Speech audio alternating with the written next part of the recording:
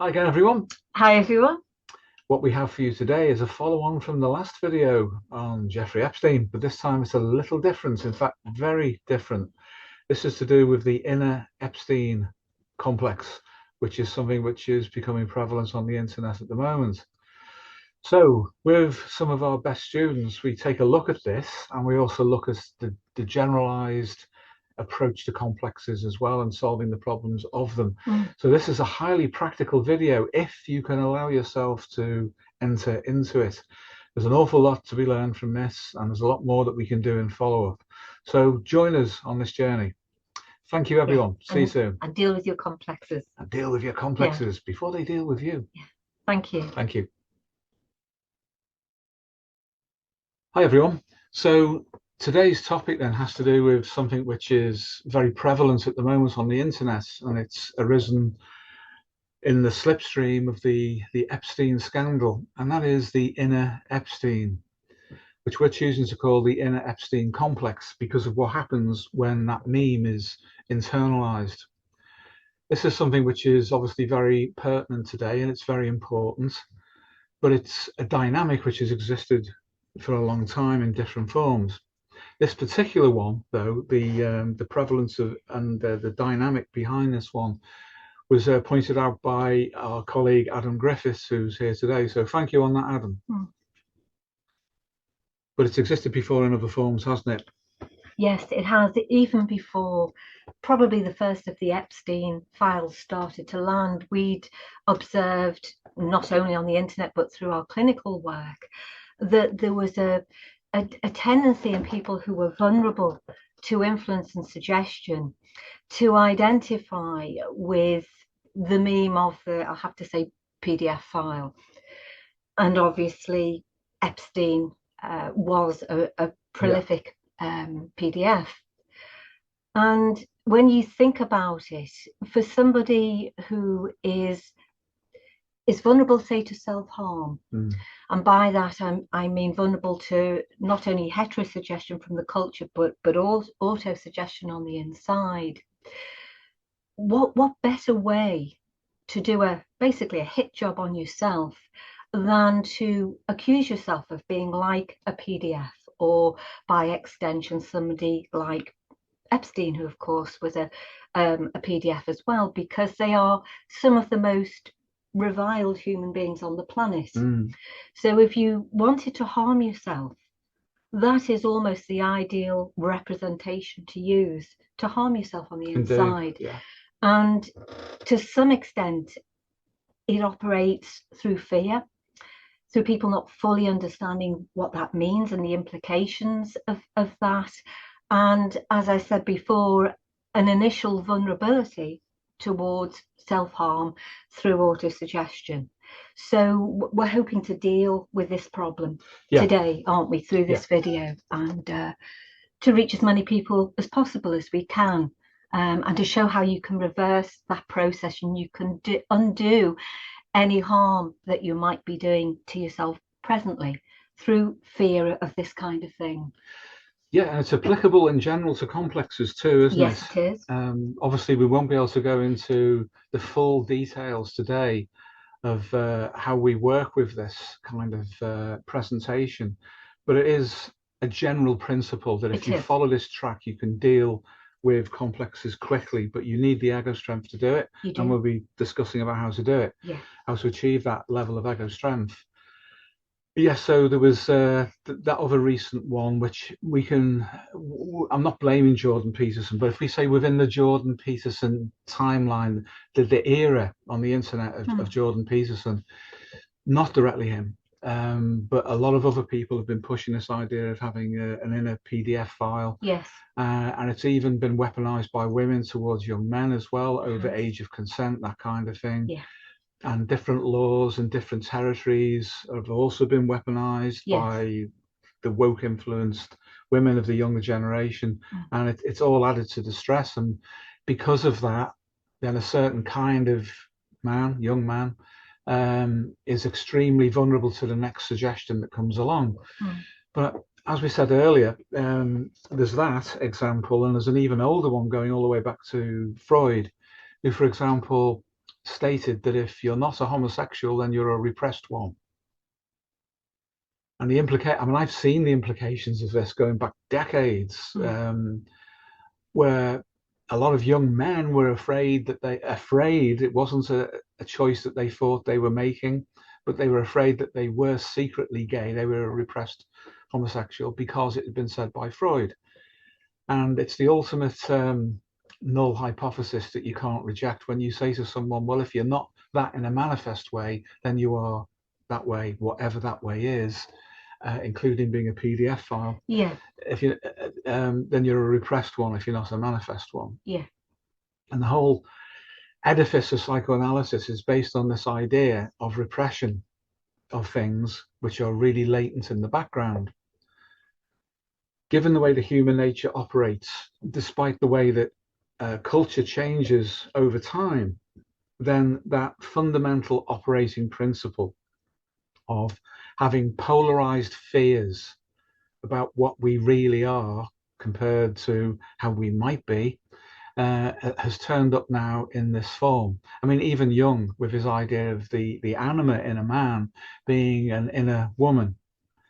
And not only that, but if you take his theory literally, then the whole unconscious has a feminine cast to it in a man.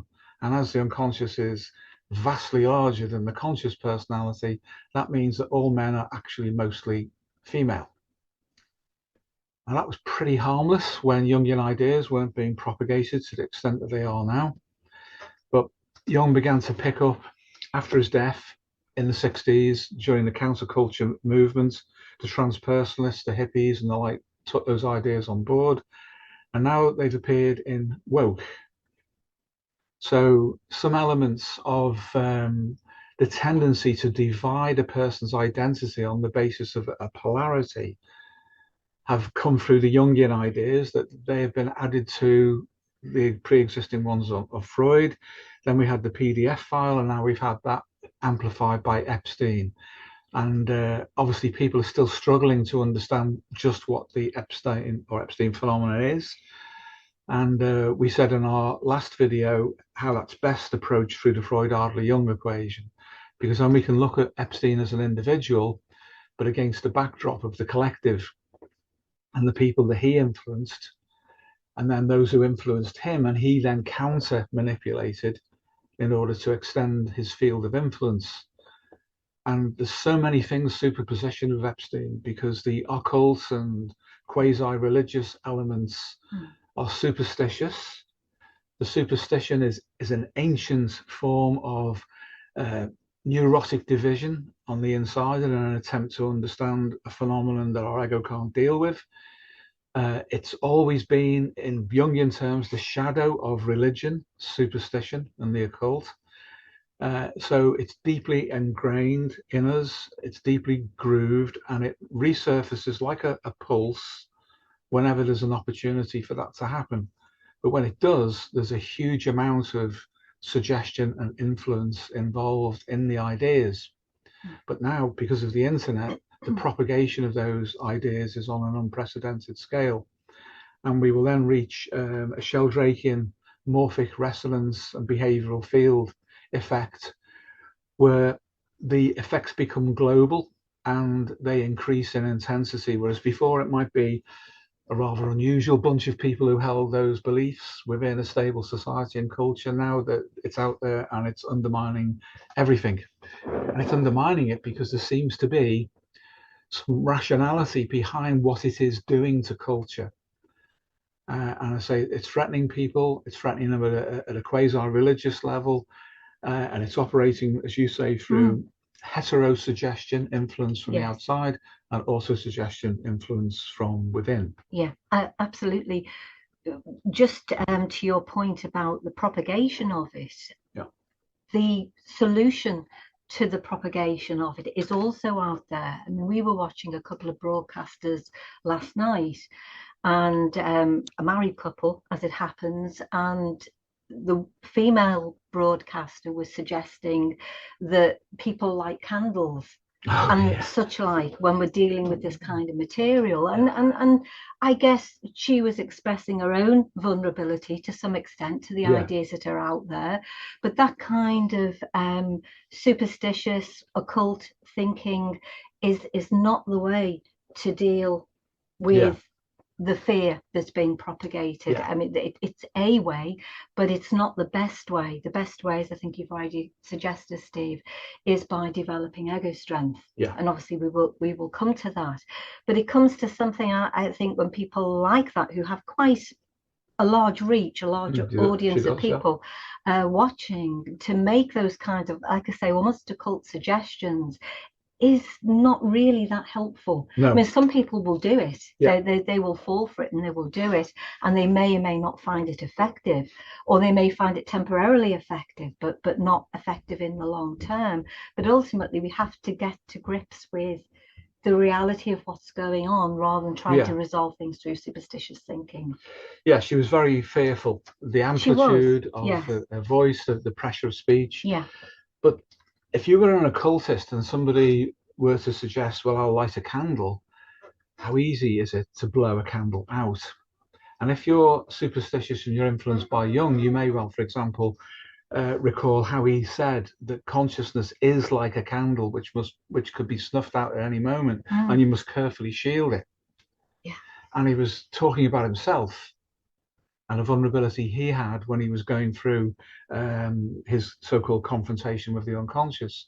So someone who's been influenced by Jungian ideas has a quasi, I'll call it, in other words, a not fully rooted religious belief, but is open to the representations of symbols, and then thinks, oh yeah, candle's a good idea, and suddenly those two ideas come into association, yeah, and the idea of it being blown out, yeah, that can be extremely dangerous once it propagates and it moves out of its originating context. That this is how influence and suggestion can work.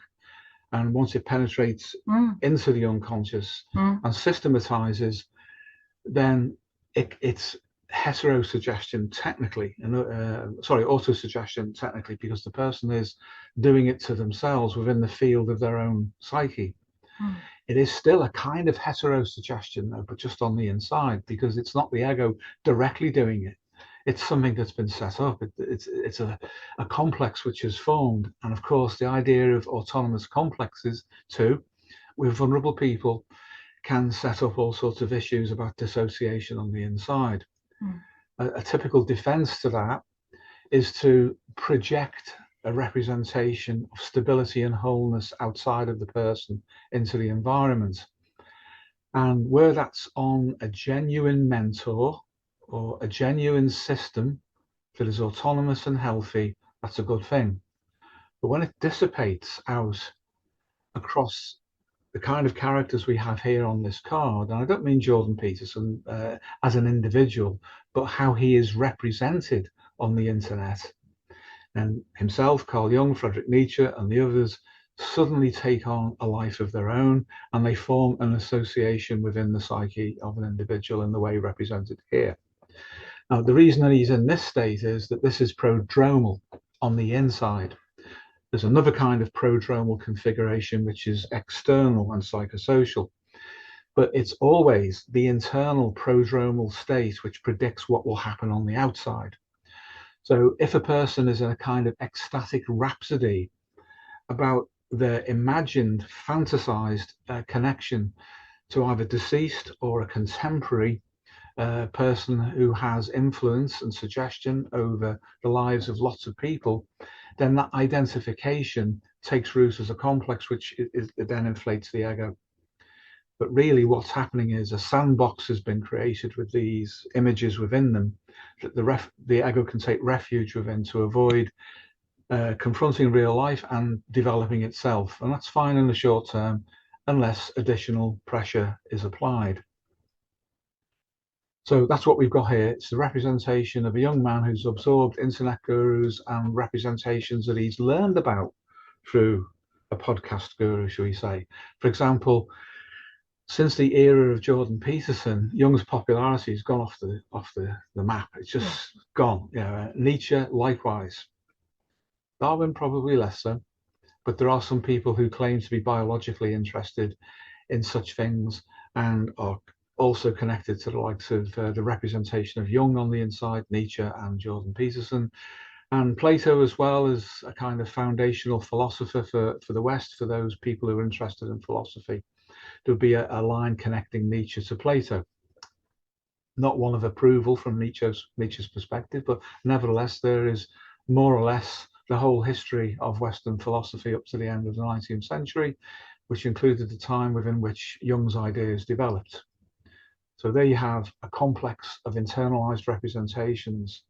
All five of them can be associated together to make a personal meaning for that individual who elevates himself through fantasy as a protection against reality externally, but also to provide some kind of stability when faced with the psyche, the unconscious mind, that will be pressuring him through Freud and paradoxically also through Darwin. So there's the prodromal configuration on the inside for some contemporary young men who are clever, they're interested, they're engaged with ideas, but ideas are abstractions. And once they become autonomous, these ideas on the inside, then they can coalesce into complexes and cause problems that only emerge later. So we can throw this open now if anybody would like to make an observation before we move on. Everyone okay with this? Can I just add to Yeah, what you please said, do. Steve? You mentioned about a sandbox, and absolutely that's what's going on here. But I also think of, and this is the associative process. This is in a way happening in real time in there. I also associate those guys in the representation with Pandora's box, because whatever ideas you select from any one or all of those individuals, there'll be some ideas which are helpful and positive, and there will be others that are less so. But when you open yourself up to influence through ideas, we don't always select. We might believe that we've selected just the positive ones, but oftentimes the negative ones come with them, a bit like when we open, in that mythical sense, Pandora's box. Yeah. We believe we see all the good things coming out of it, but they obscure some of the more unpleasant things that come with the positives. So as you were saying before about Freud, there's so much that is positive in Freud's model. Yeah. But that idea that you also mentioned about, if you're not openly homosexual, then you must be a latent homosexual, by a repressed one by Freud's model. And so these are the things that slip in. They tend to slip in without us realizing it. So we take on board all the good stuff to do with Freud, or we take on board all the good stuff to do with Jung, and then we miss the stuff that's actually harmful. Yeah. So you've reminded me, actually, sorry, Paul, I hope you don't mind me saying it before we leave this particular screen, that was one of Jordan Peterson's more unfortunate contributions to the zeitgeist, the Gulag Guard that's in everyone, the Nazi concentration guard. And over the past 6 years, for example, we've worked with a lot of young men who have been really, really impacted by that. And invariably, they're decent young people, young men, who have problems of adaptation through instinct. Whereas the kind of person who would do that wouldn't have that kind of issue of conscience. They'd be, so what? Yeah, of course. Yeah. They wouldn't suffer. No. They would inflict the suffering, but they wouldn't suffer. Yeah. But the implication that anyone and everyone is capable of doing that is dangerous, because you open up a crack that can run from the rim to the center of someone's personality with those kinds of suggestions. Yeah. And we've got hundreds, haven't we? So many. It's such an absurd suggestion, and yet, as you say, particularly young men seem to just, they take it on board without being critical of what it is that they're taking on board. They just absorb it, and this is how influence and suggestion works, of course. And the only people who suffer, as you rightly say, Steve, from those ideas are good people, because You know, your dark triad types, they don't care. They enjoy hurting people. So they're not going to be bothered by the idea of being, you know, a Nazi concentration camp guard. That will almost be a source of amusement to them. But people who are fundamentally good and care about other people will use that to, you know, as I was saying earlier, about PDF files, about how, you know, it's a form of self-abuse, really. It's having a hit on yourself. Because maybe you have hypertrophied superego or moral complex or whatever you want to call it, and so you're vulnerable to doing that kind of thing in the first place. But dark triad types, it's no problem to them at all. They just shrug it off. They won't feel any pressure. No, none at all. No, they don't. No. They only feel frustration. Of the gratification at a Freudian level. That's all. That's all they feel. Okay. Let's move on to the next one.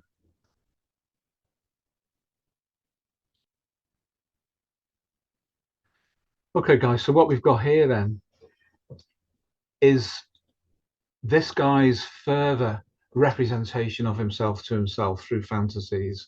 He wants to have the power of being an internet guru. He wants to get out there on the internet. He wants to communicate with people. He wants to influence them. And of course, that seems like that's no problem at all. It is a problem, though, because insofar as it's a fantasy, then it replaces reality. Insofar as it becomes reality to any extent, then whatever state that young man's psyche is in becomes a field of suggestion for others.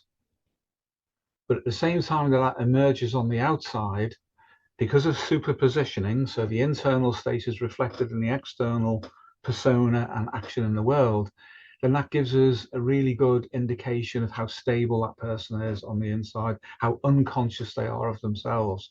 So this is a good person fundamentally who is fractured adaptively to the point where they are unconscious of what they're doing, but they feel inflated or elevated on the inside in an Adlerian way to do with overcompensation for feelings of inferiority or maladaptation.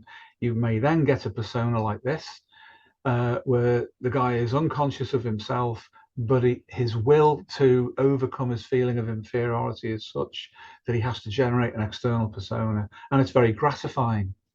So the gratification is Freudian, the will to power and to compensate is Adlerian. What we also have here then is an image of the trickster pointing at him from behind, metaphorically in his unconscious, holding up a little placard saying Internet Guru. That's the warning, but he's not paying attention to it. Now, the thing about the trickster is that it's a function. It's not a reified image like this, but we use the image in order to represent the function. And it's a function of homeostasis. If something goes too far one way, it will be called back, initially in a gentle way that doesn't disturb the whole field of an individual. But if that doesn't work, then there are a number of options open to the psyche with respect to the ego for homeostasis. And one of them is to deploy the trickster in its more familiar reified form. Now that can turn up as a psychopomp, which is the benign form of it, or it can turn up in this form, which is bordering. It's on the cusp of becoming something potentially malevolent. But at this point, it's still in a state of amusement. And it would rather use humor to trigger reflection in the ego before it goes too far. Once it goes too far, then the trickster has no option, according to homeostasis, but to engineer the progressive collapse of the ego. And it has to be progressive under ideal conditions, because the collapse of the ego obviously can lead to a severe maladaptation, a very severe neurosis or worse. So the trickster will generally do that, will lead people into, as Jung put it, finding the correction for themselves on the outside in the form of fate. In other words, circumstances will configure against them externally in order to resolve the inner state. So that's a superpositioning of an inner state with its correction on the outside. So the image is just that, it's a representation. We're not saying that there is a reified inner image like that, but it does help to use it so long as we don't identify with it. Because if that young man, for example, were to access a representation of the trickster in that form, then he'll fall into the Jungian trap of reifying everything as little tiny people running around inside his head that he can have a conversation with. That's another form of fantasy. And what that will do is actually trigger homeostasis to either contain him within his fantasies completely, so there's almost no adaptation to reality, or will amplify the symptoms to force a collapse. So this young man is now on the cusp. Is overcompensated inferiority. It's an awful way of phrasing it, but that's pure Adler. It is manifesting as the striving for a superiority, as Adler would understand it. And he's becoming the thing that he fantasizes about on the inside. Or is he? Is this really not a very successful internet guru, but he's trying really hard at doing it? And if he's in any danger of succeeding, then the forces in a compensatory sense that will arrange themselves against him would be transpersonal. They'll be beyond his own psyche. So these are all considerations that we have to have, and still bearing in mind that this young man is highly suggestible to influence, even from within what he would consider to be his adaptive domain. In other words, being on the internet, being a guru, talking about inflated ideas, he will be as susceptible to those as the people to whom he is communicating. So in other words, he's reducing his inattention by distributing it. He's bleeding it off. What he fears on the inside will be constellated into a complex which can then propagate through him as a field of suggestion utilizing the internet. And he'll get a temporary reduction each time he does that, but nevertheless, he's not resolving the problem. So he's on borrowed time in that regard. Would anybody else like to, anybody at all like to comment on this before we move through the rest of the cards? Are we okay? Right, let's move on. So now we're in a paradoxical daylight situation. There's more light, there's more potential for awareness, but what is he actually aware of? The ego identification on inflation becomes the medium, as to say, the expressive field for the negative Freud-Adler-Jung equation. And we explained this in the last video, the one on psychoanalyzing Jeffrey Epstein. But Freud is the furthest one away, but he's the first one, then Adler, and then Jung. Now, when they constellate in this way, then the gratification, a la Freud, that he is getting will be the fuel for the inflation. Adler, power will be the way that that inflation is maintained, utilizing the fuel. Jung then, metaphorically, these are metaphors, would represent the inflation running out of control, leading necessarily eventually to a collapse. When that collapse occurs, then Jung will drop down, the inflation will drop down into a hardening of the will to power. In other words, there'll be no caring for other people. This young man, if this was to happen to him according to this narrative, would be more concerned with influencing others in order to fuel Freud, so Freud can fuel him. And in that, he will harden. His relationships to people will become blunted. He will then be a functional malignant narcissist at that point, in a functional sense, because it's all about gratification for him, and the feelings of other people and the reason to relate to them is secondary entirely to that. But that conceals Freud. Adler conceals Freud. He'll be aware of the need to meet his power drive, his compensatory power drive, but he'll be less consciously and differentially aware of the absolute need for gratification. A lot of narcissists deny that they are. They deny that's what they're doing. They just want to have some control so other people don't control them. That's the persona narrative that comes out, that very often is the one that they generally believe in. So as he starts to collapse then, and this could all be in fantasy, this could be compensating fantasy on the inside. But the thing is that even with fantasies like that, if the ego identifies with them, the response is the same as if you were to do them on the outside. because homeostasis recognizes the state of the ego and the ego's apparent intentionality to move into that state of relationship to the world. So an inner state can become an external state. And this is another part of the trap, of course, because if part of the suggestion that someone has received, as you were saying, Paul, that they're in a PDF file, then all of this will summate to confirm that he probably is, which will generate a fear response and a further corruption of Freud and a further need to intensify Adler and a further compensatory inflation at the level of Jung. So it's sad, but this is the way that things sadly become for people when they're in this state. Anybody like to add anything on this one before we move on? Okay, for now, yeah. So the kind of defense mechanisms then that the ego employs to something like the suggestion of an inner Epstein, and I've just said the ego employs. Well, you guys will know from the seminars that we've done that that's only partially the case, because, and I'll come to a proper explanation of this in a minute, because the defense mechanism eventually becomes that of the complex and not of the ego. But from a pure Freudian and traditional psychiatric understanding of psychodynamic defense mechanisms, then it is the ego that starts to do this. And I've said here that they're ineffective. They're ineffective because they run out, and they run out because they're not actually serving the ego. They're serving something else, which the Freudians and psychodynamically informed psychiatry would misunderstand. And it's that misunderstanding that we have to be able to deal with in order to help people. So suppression, first of all, is where we know something's wrong. We might even have insight to what it is. But to reduce the pressure on us, it's urgent that we don't become aware of it any further. The first stage is suppression. We push it away. We don't want to see it. That then becomes repression. And repression is, now that the insight has been lost, we have to shut down the inner perturbations that might come through as a metaphorical voice to say, hang on a minute, something's wrong here.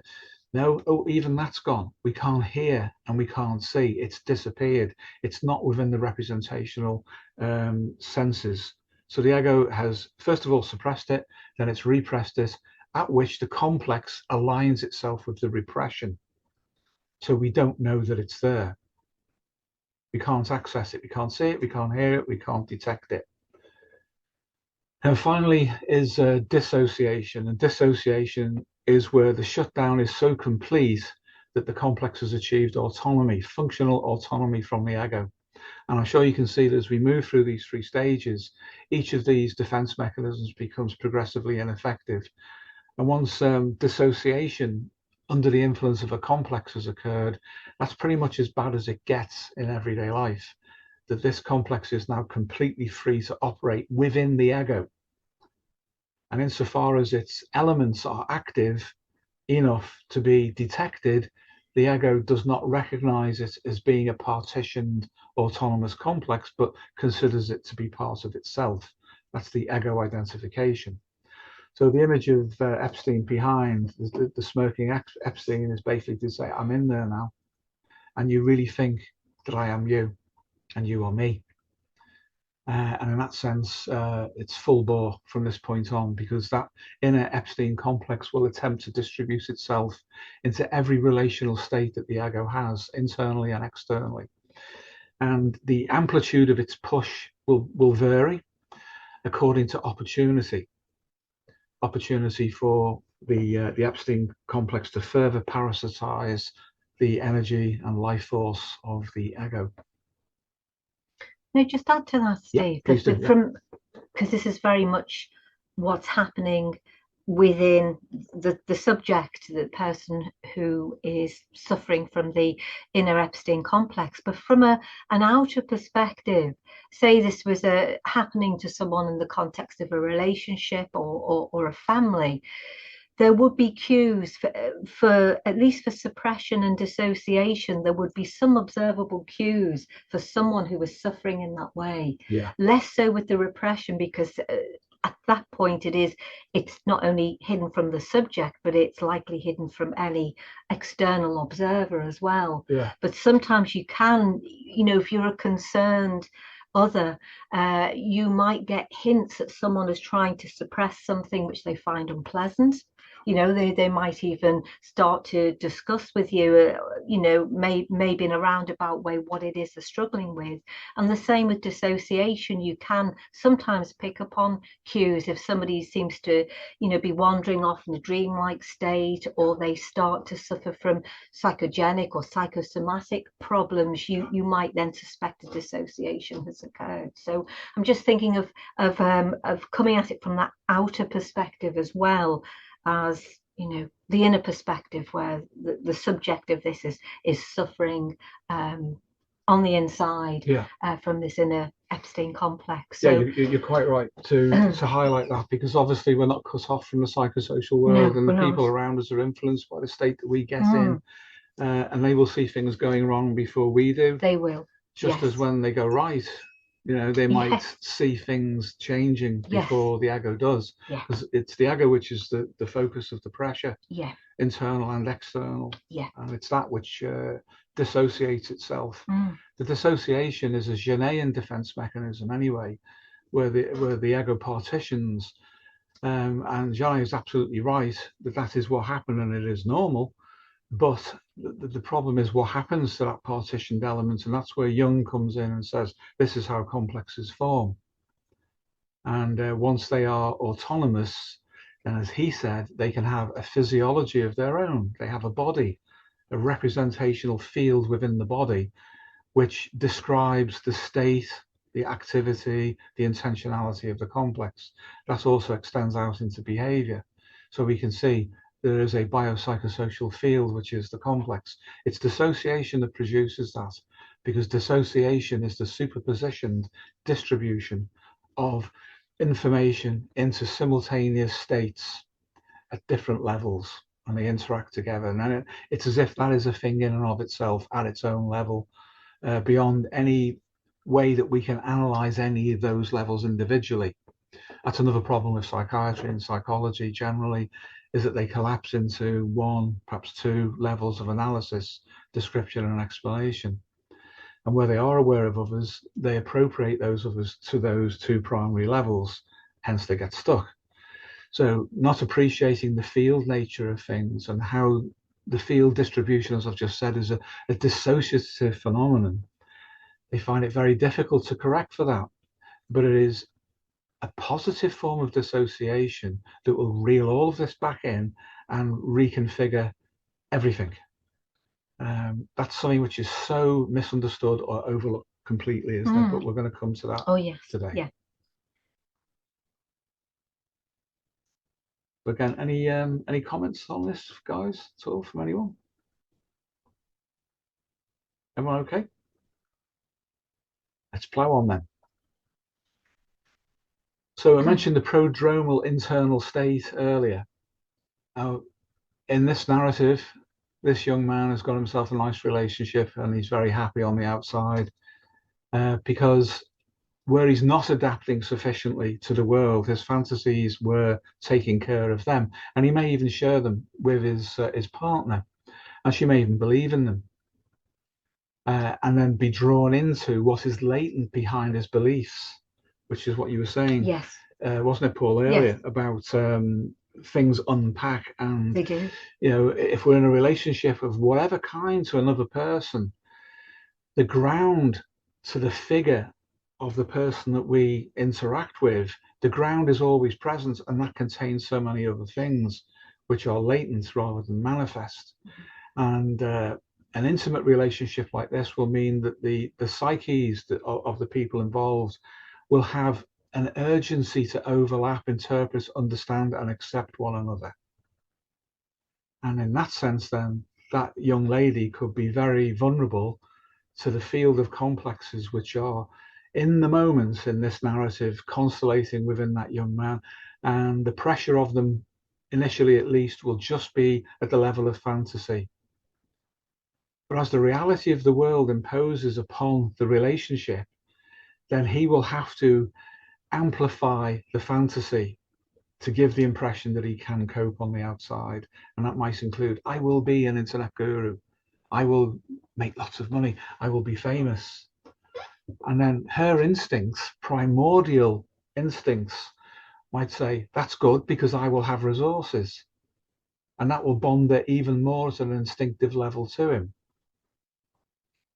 But suppose it's built on fantasy, or it's built at least on a vulnerability to suggestion. He will have that vulnerability to suggestion. She is being cultivated by proxy, unconsciously by him, to receive that vulnerability.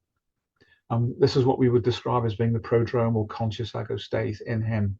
Everything's fine, but the sun's gone down and it's getting dark behind them. Let's move on.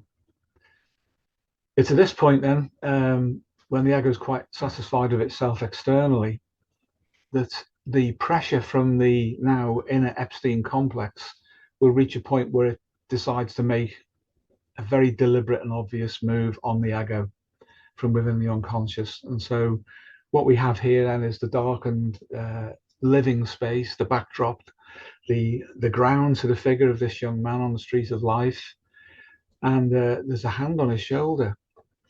And they're enjoying a good laugh with him because they intend to become him. They intend to parasitize the ego to such an extent that the ego doesn't see what's happened to it. So there will be, if you like, the ego being amused and quite pleased with itself there, but likewise the complexes too, because they know that this is the ideal bonding state for them to slip in. He's already been primed by exposure to internet gurus and his identification with wanting to be one himself. And at this point, this is where things can go really wrong. And what we've got here, in effect, is a head swap.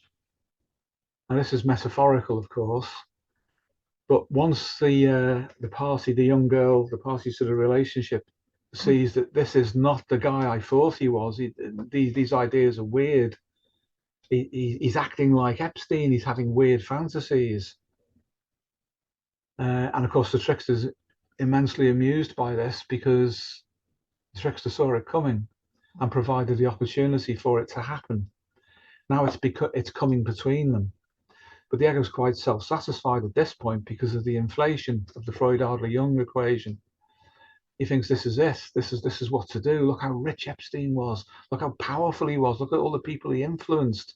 Maybe I'm not really like him, or maybe I am, and I don't really know. But I'm going to shut that down, push it away. But I want to be the internet guru. I want the resources. I want the power. I want the gratification because on the inside, I doubt myself. I identified too much with deceased figures from the past who weren't even those figures. They were representations of them. I allowed myself to be influenced, and that is now threatening his relationship. But of course, the Epstein complex would say, so what? There's plenty of others. In fact, that's what you should be doing. You should have lots of relationships. What does this one matter? And at that point, he's in terrible danger of inflation to an almost psychotic state, certainly a borderline state of inflation.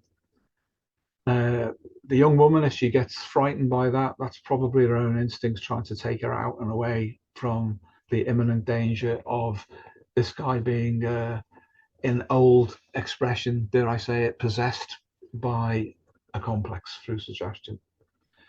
And also because she's been prepared for it by knowing him incrementally, as we were saying on the last card, then her own psyche will ramp up the fear to break the connection to him. Otherwise, he'll become a Bluebeard character, which exists as an anticipation in the psyche of most women. And it's not too deep down. If you want to find that, you will find it latent and dormant within the psyche of women. Because the way that some of them have been deceived in the past by a manipulative man who seeks to possess and destroy them, that's become ingrained in the ancestry, and it's available for a woman to generate as a fantastical, very often, interpretation of a situation that they're in, but it's an instinctive emergency response to say, this is terrifying, this is not what I want. But there are some women, of course, who would say, the way to deal with this is to become like Ghislaine. I think that's far more likely, to be honest with you. Once you get a narcissistic woman and they have been misdirected, then the narcissistic woman will then feed into the anima of the young man and actually amplify the fantasies and make the whole thing worse. But for the sake of example here, we have a conserved, normal, instinctive reaction from the woman who suddenly sees what's going on. It's actually emerging out, even if the guy himself hasn't seen it. You know, it crept up behind him, put its hand on his shoulder. The trickster is trying desperately, with a bit of a laugh, to warn the ego, to say, you're going too far, this is going to end badly for you. And that's a dynamic situation that occurs so frequently, not just with Epstein, but with any kind of powerful complex, which is now also suggesting itself to the ego because it's inside the ego. It was an internal heterosuggestion first. Once it's inside, that's an auto-suggestion. And that's it. It's in place. And only external factors under normal conditions can bring about a change, as Jung said. If this young man is capable of going through an analytic process to correct for it, then great, he stands a great chance. But if that's not there, if he's left to his own devices, only external factors can regulate him, because he will inflate to fill every niche space he can. And Epstein obviously did, and obviously he's an extreme example, but every niche space he can will be local to him, and he'll be feeling the pressure to do that. And where he's frustrated in that, then his own id, his own Freudian id, seeking gratification, will provide more fuel, more libido, more life force for the Adler process, the power complex within him, to achieve it. And that then will ascend into more of an inflated justification through the pathological version of Jung in the Freud-Adler-Jung equation. So I'll ask again, any questions before we progress through the cards? We're going to have an open discussion at the end, of course, but any questions at this stage or observations? So the shock in the young woman might be relatively short-lived. It might be. So much depends on how people are configured, doesn't it? It does. And what complexes and so on are mobilized within the relationship. But we would hope, as you say, in terms of a normal bandwidth of response, that it would be for the young woman enough of a wake-up call to step away, at least temporarily, maybe permanently, from the relationship. But for some women, there'll be a temporary shock, and then a kind of settling into the idea, as you say, based on primordial instinct, that this man, this person, is going to be able to provide the kind of resources that are almost beyond my wildest dreams. Therefore, I'll go with it. And the decision is made for her.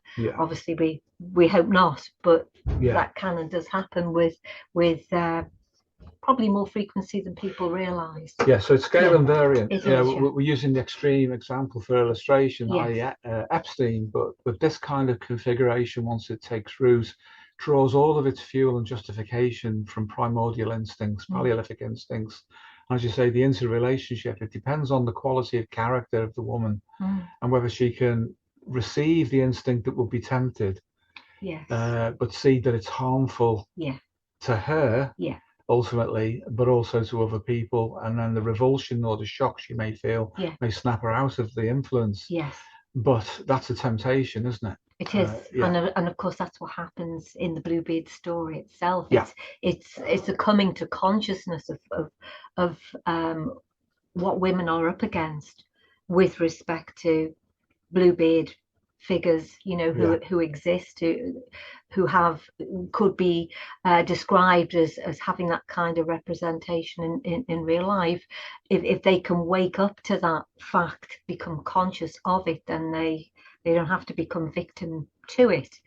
But so much depends on the individuals concerned. Okay, guys, we'll move on then for now. So at this point then, the young man's got his own head back. The trickster mediates in many different ways, and this is how the imago turns up within myth and folklore very often. I'll just make one distinction and this is another unfortunate aspect of the Jungians, is that they tend to describe the trickster in a reified way, which reflects back the state of the person who is attached to the representation of the trickster. So in other words, if it turns up as a fool, which is a typical thing, or a feriomorph, a half animal, half human, instinctive thing that has no real intelligence and is easily tricked, then that is the way that the trickster will hold the mirror up to the Jungian or to the culture that produces something like that. So an adolescent level of development, or even an infantile level of development of consciousness, as that is registered at a cultural level, will see the trickster as a reflection of itself. But the true role of the trickster at this juncture of developed insight is to hold up a mirror to the ego and show it itself. And what we have here then is the self-image. And the self-image in psychosystems analysis is the focus of the self-concept field.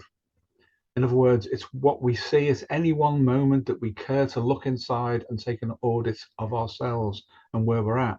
So it is a reflection of our consciousness, reflexively of ourselves. It's not the wider self-concept, which is a field that extends back through our life and anything we've ever identified with or believed in before, even if we no longer do. That's part of the trajectory of development of our self-concept. But the self-image is what we see in the mirror. Now, if the trickster's trying to be helpful, even if he's having a laugh, and he's now wearing the beard of the young man, he will hold up the reflection to him, alongside which will be the deep structure complex that has made him vulnerable to internet gurus. Now, this looks like a very well-known podcaster. It's not him. It's an internalized image. It's no more that man than it would be if it were Jordan Peterson in another context, or Carl Jung, or anybody else. Because the role of the deep structure complex is to say, this is what you believe and this is what you think you are. And at this junction right now, or you want to be, at this juncture right now, the trickster is saying, take a look and see who you are. You are not the guy with the headphones. This is you. Can you get the joke? If not, the joke will turn serious. And if you look at where the young man's standing, he's in a portal, or as if he's about to leave the room. But he's just had one last look before he steps outside. This is an opportunity to catch an understanding of what's going on the inside under natural conditions. He's not in therapy at this point. He doesn't believe he needs it. No. He believes he can influence others because he's got all this borrowed wisdom from these internalized characters, unearned wisdom, and he's become inflated by it and he's identified with it. He's highly unlikely to be ever as influential as that podcast guru. Doesn't have the haircut for it, for a start. But with respect to the trickster is also showing him his own face as the trickster. In other words, integrate an understanding of my role in your psyche.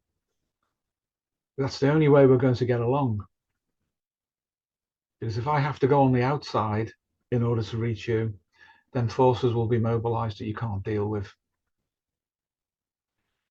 So this is the step on from the identification. He obviously doesn't have a head swap at this point, because that was something that was seen by his girlfriend, not by him.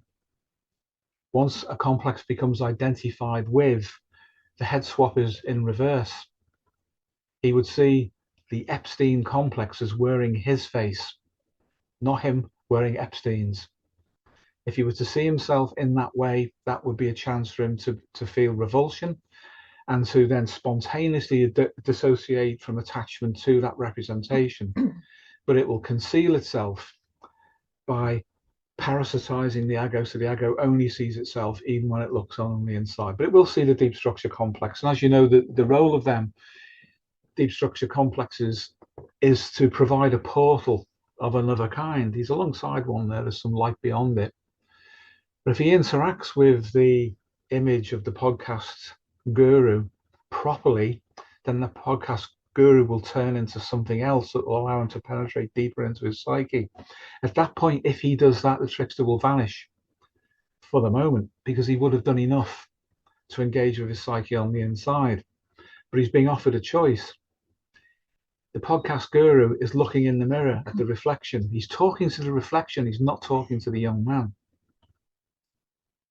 And that shows there's a dissociation there, a profound dissociation. And the young man, of course, is just enamored with his own image. He's missing the point of how the psyche is configuring through homeostasis in an attempt to help. So, any questions on that before we proceed? We're okay, right. So now it's happened, the inflation has popped. That means that Jung can no longer, as an inflated representation, metaphorically, of his state, can't be sustained any further. Adler's not working for him. He can't reach out. He can't communicate with others. He can't influence them. He cannot distribute his own complex through suggestion to other people, perhaps not even to his girlfriend. Maybe even she's seen through him and gone. And then the ego collapses into defeat and despair because it doesn't understand what the heck's happened to it. But that's also opportunistically a conservation withdrawal away from the prior state. If he can withdraw sufficiently to not feed the complex, if he can do that, and very few people can without a little bit of help, at least on the outside, then he'll be able to utilize the energy that's pulling him in, because that is energy. It's not a loss of energy. It's energy which is inverting with respect to the direction of his libido to pull him away from identification with his complex. If he can do that, he will then have the resources necessary to heal himself. Just depends on how much he has within his character beneath the way that his complex has been regulating him thus far. The people too who have previously been within his field of influence are now, they now have an opportunity as well to free themselves from that influence if they can see into their own motivations for their attachment to him in the first place. Yeah. So that the opportunity exists on both sides of the equation, doesn't it? Yeah. For people to engage in personal development, real personal development, yeah. rather than through basically what is a transferential relationship whereby they're not developing themselves at all. So the idea of opportunity, I think, is important here for all concerned. Yeah, absolutely. Without that, he'll stay like that, and he may become clinically depressed, or even worse. If he's processed through the psychiatric system and he's administered legal chemicals to regulate his neurotransmitters and the like, and his emotions, his drive state, etc., then he will lose some of the edge that he would need in order to come out from this. But of course, he may be so depleted that that is the only option left. It depends on how catastrophic the collapse has been and whether he has enough insight to be able to ground himself to begin the process of self-repair. So moving on. Right, imaginal inner work begins. So we're assuming here in the narrative then that this young man has enough about him to actually realize he's got to go inside in a constructive way. And in this image, Freud is a cutout, or the image of Freud is a cutout or a stand-in for all potential therapists that exist on the outside and the imago of them on the inside. And of course, as Paul was saying earlier, the problem with utilizing inner images like this, if we don't approach it properly, is that they just get invested with fantasies. This is common with people who believe they're following Carl Jung and they think it's a good thing to go mad, like he did. And a lot of young people these days shy away from Freud because they misunderstand him and think it was all about sex and repressed sexuality. Some of it was, but not all of it. But we've chosen to put him in here because he worked in this way. The pressing technique, the laying on of a hand, which is an inheritance really in the lineage of Mesmer, to bring about an altered state of consciousness while he lies down, goes inside. That's an external reference, imagistically, for something you can do without a therapist, but it's the beginning of the process. Jung and Adler are still there. They're not visible yet because they're not conscious to the ego, but the process has to begin somewhere where a decision is made in a disciplined way to go inside and experience what must be experienced. So this is the beginning of the inner work. So the first thing that he's going to encounter will be the trickster. The trickster will have noticed, of course, that there's been a change in ego state, a willingness to go through a process of reconfiguration. But having been triggered, should we say, by that into making a response, the trickster is still the trickster. So the trickster is going to adopt the last state that the trickster was in relationally to the ego before the ego made this change. This is the first pressure test. Can the ego withstand what's likely to be insinuated about itself from the unconscious through the here reified representation of the trickster, who will deliver all sorts of doubts, uncertainties, mockery, anything to test the stability of the ego before it goes beyond its capacity to be stable. And this is an important consideration. It's another reason why deep structure complexes form, because they distract us. You know, if we're not ready to go inside, then we just see an internal projection of the state of the ego and the ego's fantasies looking back at us. This is why, for example, Jungians only get so far as they do, but they fantasize that they're going much further. They see their theoretical constructs, they meet them in the same way that a neurotic person, in this case, this young man, will see what he believed in, which was the goal of being the podcast guru that would resolve all of his problems. The Jungians see the shadow, the anima, the self, and the like. Freudians don't, they see different things. But the reality of what's in there is behind the facade that presents. It's behind the deep structure complex. The complex is there to keep an unstable ego out, because once it goes in, it can start to change things. It can start to disrupt not only the psyche, but the metabolism, gene expression. All sorts of things can be disrupted by an ego that is not stable enough, but goes inside. Now, there is a correlation in Tantrism to this process. Tantric Buddhists have understood this for centuries, far longer than Jungians. They understand what fictions are. They understand that when we go inside, we create things that reflect our state on approach to the non-self, the non-ego self. And how we interact with them is crucial. But if we interact appropriately, we go deeper.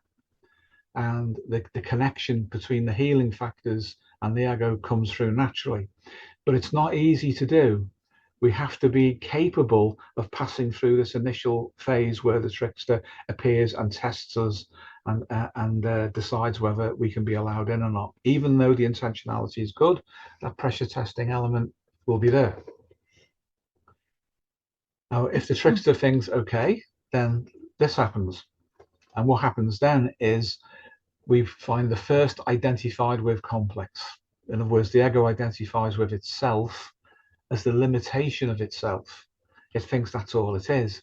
But the self that appears is the false self that's based on the fantasy that he's been living up to this point, the fantasy that will solve all his problems. All he has to do is become the podcast guru and everything will be all right. At this point, he has to be able to see that that is a fiction, that is a fantasy. It's not even really him. It just wears that face to look back at him in the same way as it did earlier with the mirror from the trickster. Here the trickster has stepped aside and allowed the first identified with complex to represent itself, and that is his challenge at this point. And as we move on, once he's realized that that's all that is and that isn't real, then the inner Epstein complex, which has been the active agent in his life recently through influence and suggestion, starts to come through. And here he's going to confront his fears. Fears that have been hidden behind the compensatory inflation. The temptation of wanting to be like Epstein, to have power, to have limitless sexual gratifications, to have all sorts of women, all sorts of men providing money and exchanging things, and all of that being elevated into a philosophy of life, which supports the darker side of things. And then he has to understand he can't possibly be like that. And to attempt to do so would blow his ego apart. It would fracture into its constituent complexes, which of course, taken to its extreme, is a psychosis. But the task here is to disidentify, and this is going to be tough because a lot of this has come from the outside. It's not just grown from within him. The suggestion came initially from the outside through the medium of internet gurus. He thought he was an internet guru. He wanted to be one. He would be like them. He internalized the belief partition, split off, became autonomous and attacked him from within. Became identified with complex that frightened his girlfriend away, and then eventually led to his collapse with respect to his psychology and his ego's homeostasis. So this is behind the self-image. The fictional belief about himself is that which has been concealed. Freud is still patiently waiting, still applying that warming, mesmeric touch that allows him to go deeper into himself. Now, the next phase is represented by a portal, and this is what will be asked of him or anybody going deep into themselves in this way, is to pass through that into what the Tibetans and the Hindus understand as the Bardo field or the Bardo state. And we have a portal here as a representation of a doorway between two spaces and two times. And we can see the figure of Freud, who is rather impassively standing to one side to make room for the ego to move through. But Freud is not really the person who should be guiding him through. Under ideal conditions, that should be Jung. But the ego's not ready for Jung yet, because the only Jung the ego knows is the inflated one. Therefore, he has to go back to the ground state. And in that sense, Freud is impassive, just as he is when Freud does free association, when he does the pressing technique. This allows the energy to build up in the patient through a Freudian to force them to make a necessary change. Jungians are far more interactive than that, ideally, but this is not a place to have a conversation at a cognitive dialectical level, like a Jungian would probably do. So it's right that Jung isn't here, and it's right that Freud steps to one side. He has to feel the tension to be capable of crossing the portal into the field of his fears, where this recalcitrant Epstein complex is apparently waiting for him. But are they really there? Or are they fictions of his own creation? Are they there because he believed in them? Or are they there because he didn't believe in them, but they attained an autonomy of function within the psyche? What has he learned so far from his insight? Can he pass through the door? Is he meant to? Is he meant simply to passively watch? Or can he occupy a state that is neither one side or the other of that portal? That is a place where things can be done, according to the Hindus and Tantric Buddhists, and they are right. But sometimes it is necessary to pass through the portal, at least initially, to see what else is in there. And that's what happens for him now. Once he passes through, then Epstein and Ghislaine, as internal representations of a unified complex, are way over in the background on the left, and with them is the trickster, who is now wearing the young man's face. Now they are pointing fingers at him accusingly. So is the deep structure complex, the podcast guru with the headphones, and so is a bald-headed type here who represents the Andrew Tate types of the world with the hypertrophied, overblown pseudo-masculinity, criticizing him.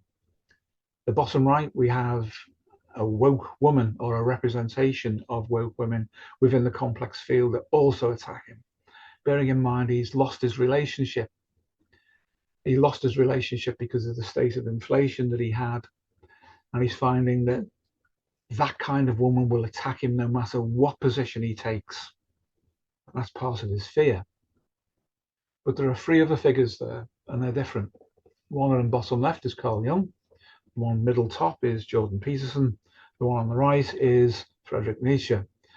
Neither of them are pointing at him, but their facial expressions indicate a semi-passive consideration of him in this state of self-analysis or of confrontation. The challenge is coming from all three of them. Can you see past them into how you've internalized us and the difference between us as we really are and the life that you need to live for yourself? That's the challenge as he stands inside the portal. So potentially he's under tremendous pressure. The Tantric Buddhists have a way of dealing with this, which we have found and empirically tested to be valid. We can move on to that. Now, a bardo is a state, according to both the Hindus and the Buddhists, to all traditions of Buddhism, but it's particularly pertinent in Tantric Buddhism, which is a very active psychological form of engagement, more so than the others, which very often are concerned with detachment, literal detachment. Nevertheless, the Tantric Buddhists do utilize detachment, but only when they actually actively encounter something that needs to be detached from, because it's based on illusions. Maya, goddess Maya, the negative Jungian anima, if you like, who is responsible for weaving illusion and generating attachment when men go on the inside. Those complexes that we saw represented in the previous image can only bind to the ego insofar as the ego accepts them, engages with them, actively receives, and agrees. So when we work with people like this, we teach them to adopt a state which is similar but not the same to Tantric Buddhism, where they can enter the field of inner representation, the dynamic field of complexes, but then bring the ego into a state that cannot be related to by the complexes. It's as if the ego becomes invisible. Bardo means interval, in between times, then and now. In between spaces, neither up, down, forwards, backwards. Any plane of space, any plane of time, it is independent. It is an interval or a gap. Now, because both the time and the space elements are relational to the ego, if the ego can put itself into a state of detachment, but awareness of that detachment, then the ego is not receiving, not binding with those elements within the complex field that could harm it. This reduces tension massively, but it is not suppression. It is not displacement even. It's not repression, but it is a kind of dissociation, the right kind. Dissociation is important for the ego to be capable of doing that whilst maintaining its strength and its boundary in a relaxed, non-aggressive way. Non-aggressive because it would leak its energy. The energy that leaks out by attachment to a complex is utilized by the complex to form the field of attachment between the complex and the ego. The non-attachment stops that from happening. It also means that even at a physiological and metabolic level, the ego then has available to it the resources of its own body and its own metabolism. They're not being used up. So first of all, we teach people how to do that, how to detach and enter a state where the ego can't be literally found. It's disappeared as far as the complexes are concerned. Those complexes that are identified with by the ego under normal conditions will suddenly find themselves in another kind of bardo. They are isolated because they can't make any kind of referential relational sense of themselves. If they're not in contact with the ego, what are they? They're ego identified. That starts to atrophy their field strength immediately, and they collapse around their own internal representations and they're cut off from the world. An ego in that state gains immediate strength. As I said, it can come through the physiology, it can come through psychology, it can come through relationships to the outside. It's a first step in dealing with complexes. It is a dissociation through detachment that builds ego strength by maintaining a boundary of which the ego is conscious. This is me, and beyond that is not me, and I am content with that. There is no identification. The next bit is where we bring the West in and conjoin it with the East. At this point, then, we work what you guys will know to be the metaqualia of consciousness within altered states. And altered states in this context, the most efficient one that we've ever found has been hypnosis, hence the pocket watch and the metronome. Both of them represent not only time, but action in time. The movement of the metronome is timed to a beat of engagement. It is a process. The actual pocket watch itself, it moves as a pendulum, but its flat face only reflects back the immediate moment of time. And yet the past time is also represented by its face, as is future time.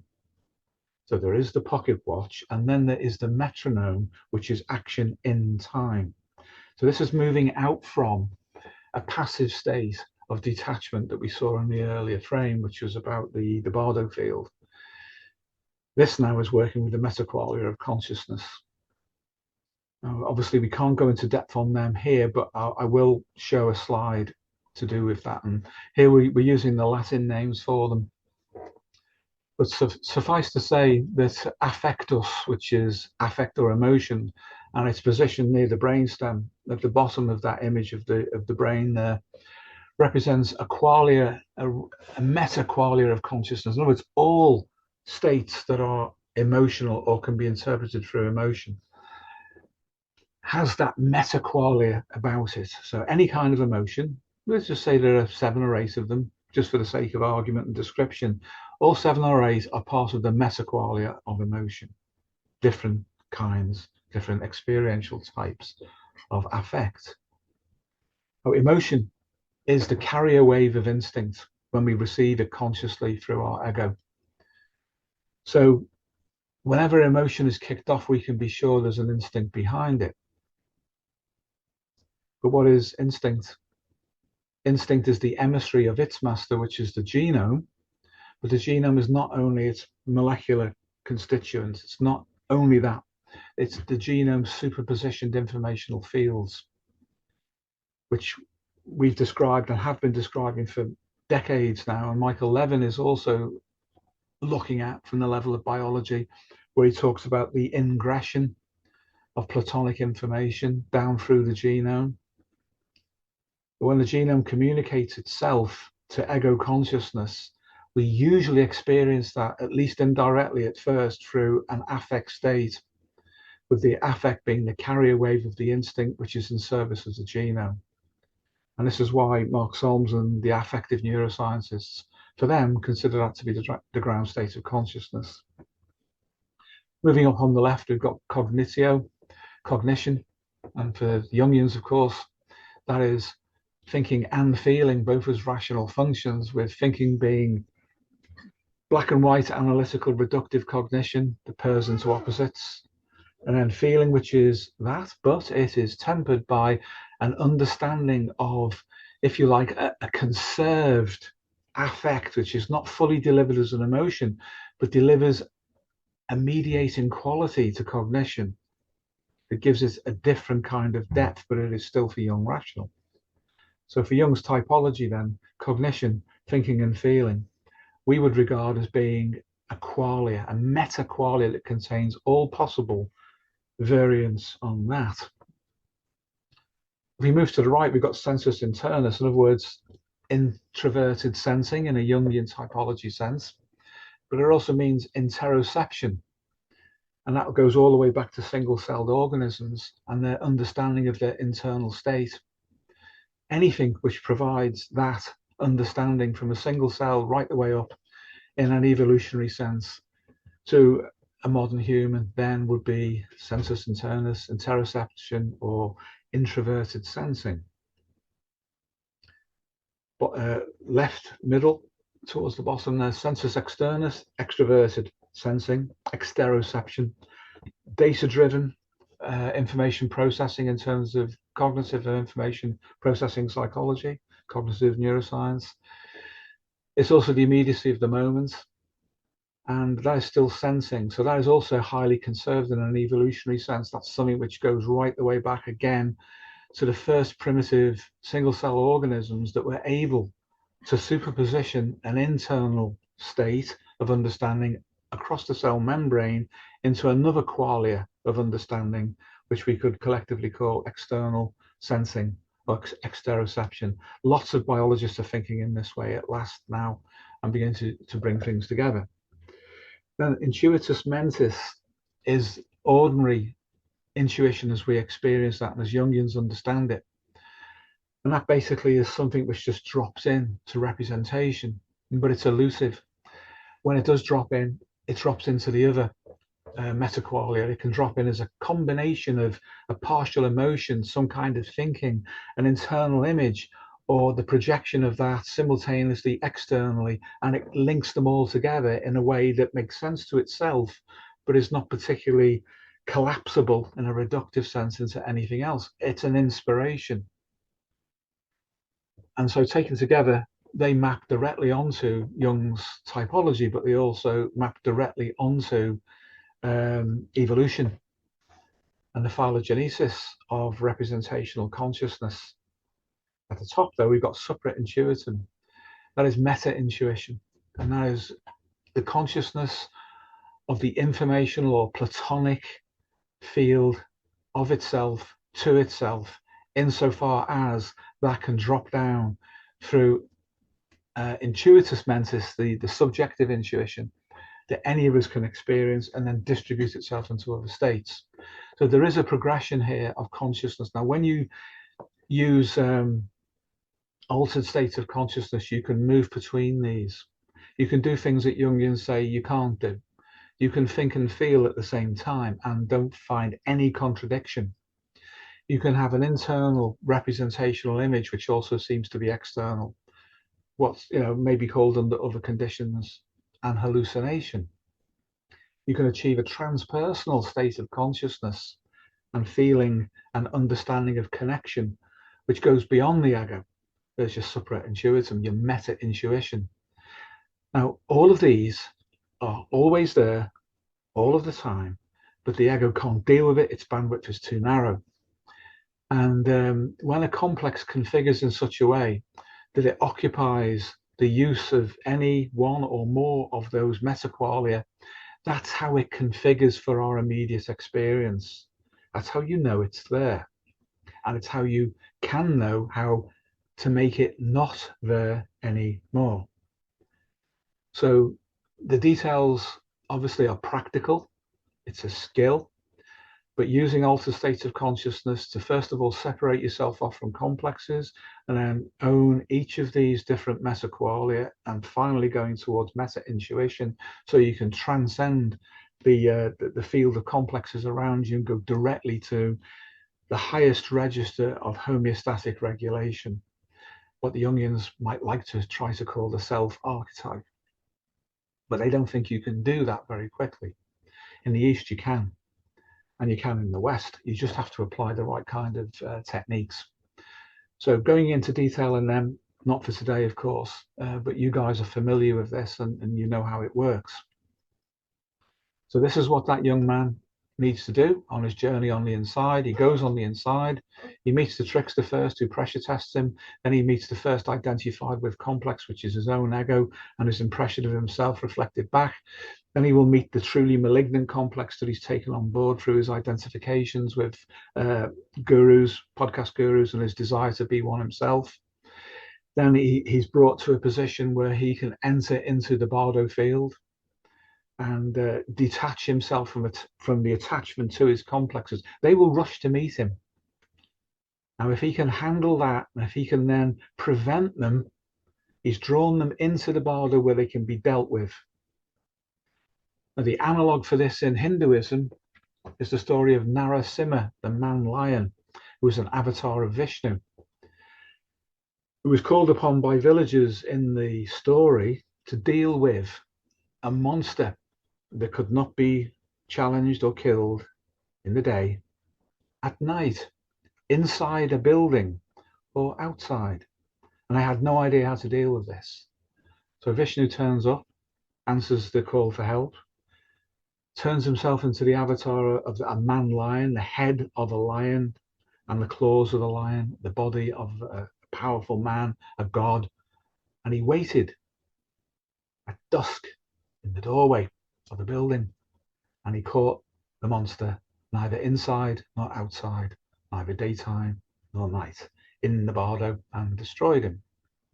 Because the demon couldn't fight, it didn't know where it was. It was taken out of time, out of space, out of relational communication. So when the ego goes inside itself and it understands how to do this, not through the metaphor that I've just given, but practically how to detach from the complexes in an interval which is not spatial and is not temporal in any way that a complex can relate to the ego, then the ego can dissolve them, it can detach from them. But in order to do that, it has to understand the metaqualia, because the metaqualia represent the ways within which complexes configure themselves into relationship to the ego, and the ego is persuaded to identify with them or to become vulnerable to their suggestion. So that's why we do this. Once that's done, he's then capable of receiving the positive Freud-Adler-Jung equation. So at last, the real Adler and the real Freud, in the positive sense, can come into consciousness, be associated with the positive Jung, of course, and the positive Freud-Adler-Jung equation can unfold. And it's very simple what that is. Jung outlined it himself. He said, understand Freud first, deal with that. Understand Adler, deal with that. Then you can approach him as representative of the transpersonal and the goal of individuation. But if you don't sort those two out, you will never achieve the stage of being able to access Jung in a positive way. That is to say, without inflation, without unanalyzed and integrated relationships to instincts, which never go away, and also an understanding of what Adler himself said was the solution to the power complex. He said it was social interest, relating, getting on with people. You overcome a sense of inferiority by relating. That links itself immediately with Jung's anima, positive anima. Once those three are in place, we understand what they are. We don't need the images of them because they're integrated in a practical sense. We're not reifying them. Then the job is done. We've separated from the complex, disidentified with it. We have our autonomy. We're no longer split. We're no longer neurotic. We're adapted and receptive and ready to relate. And that's when this happens, metaphorically. Again, both Freud and Adler receive the ego. Remember, this is a metaphor. And then Jung, as the transpersonal, transcendent level of achievement, is available to the ego, as I've just outlined. And this is reality, unfortunately. The Inner Epstein Complex is dealt with, homeostasis and ego strength is achieved. Now it's all about adaptation to the outside world. Everything is put back on the ego, but it has the strength, it has the methodology, it's been through a pressure testing, original experience. Jung said you have to go through an original experience. You don't copy him, you don't copy anybody else. You do the work, you go through it, and you prove it. And you're ready for the world, and the world is ready to receive you. Right, so they're the cards. Time for questions, if anybody's got any on that. Hi, Steve. Thank you so much for this. Can you hear Sorry, me? Ben, I can't hear you. Can you hear me now? Yeah, got you loud and clear, yeah. Great. Thank you so much for this. Is wonderful. This is superb capturing of what's going on.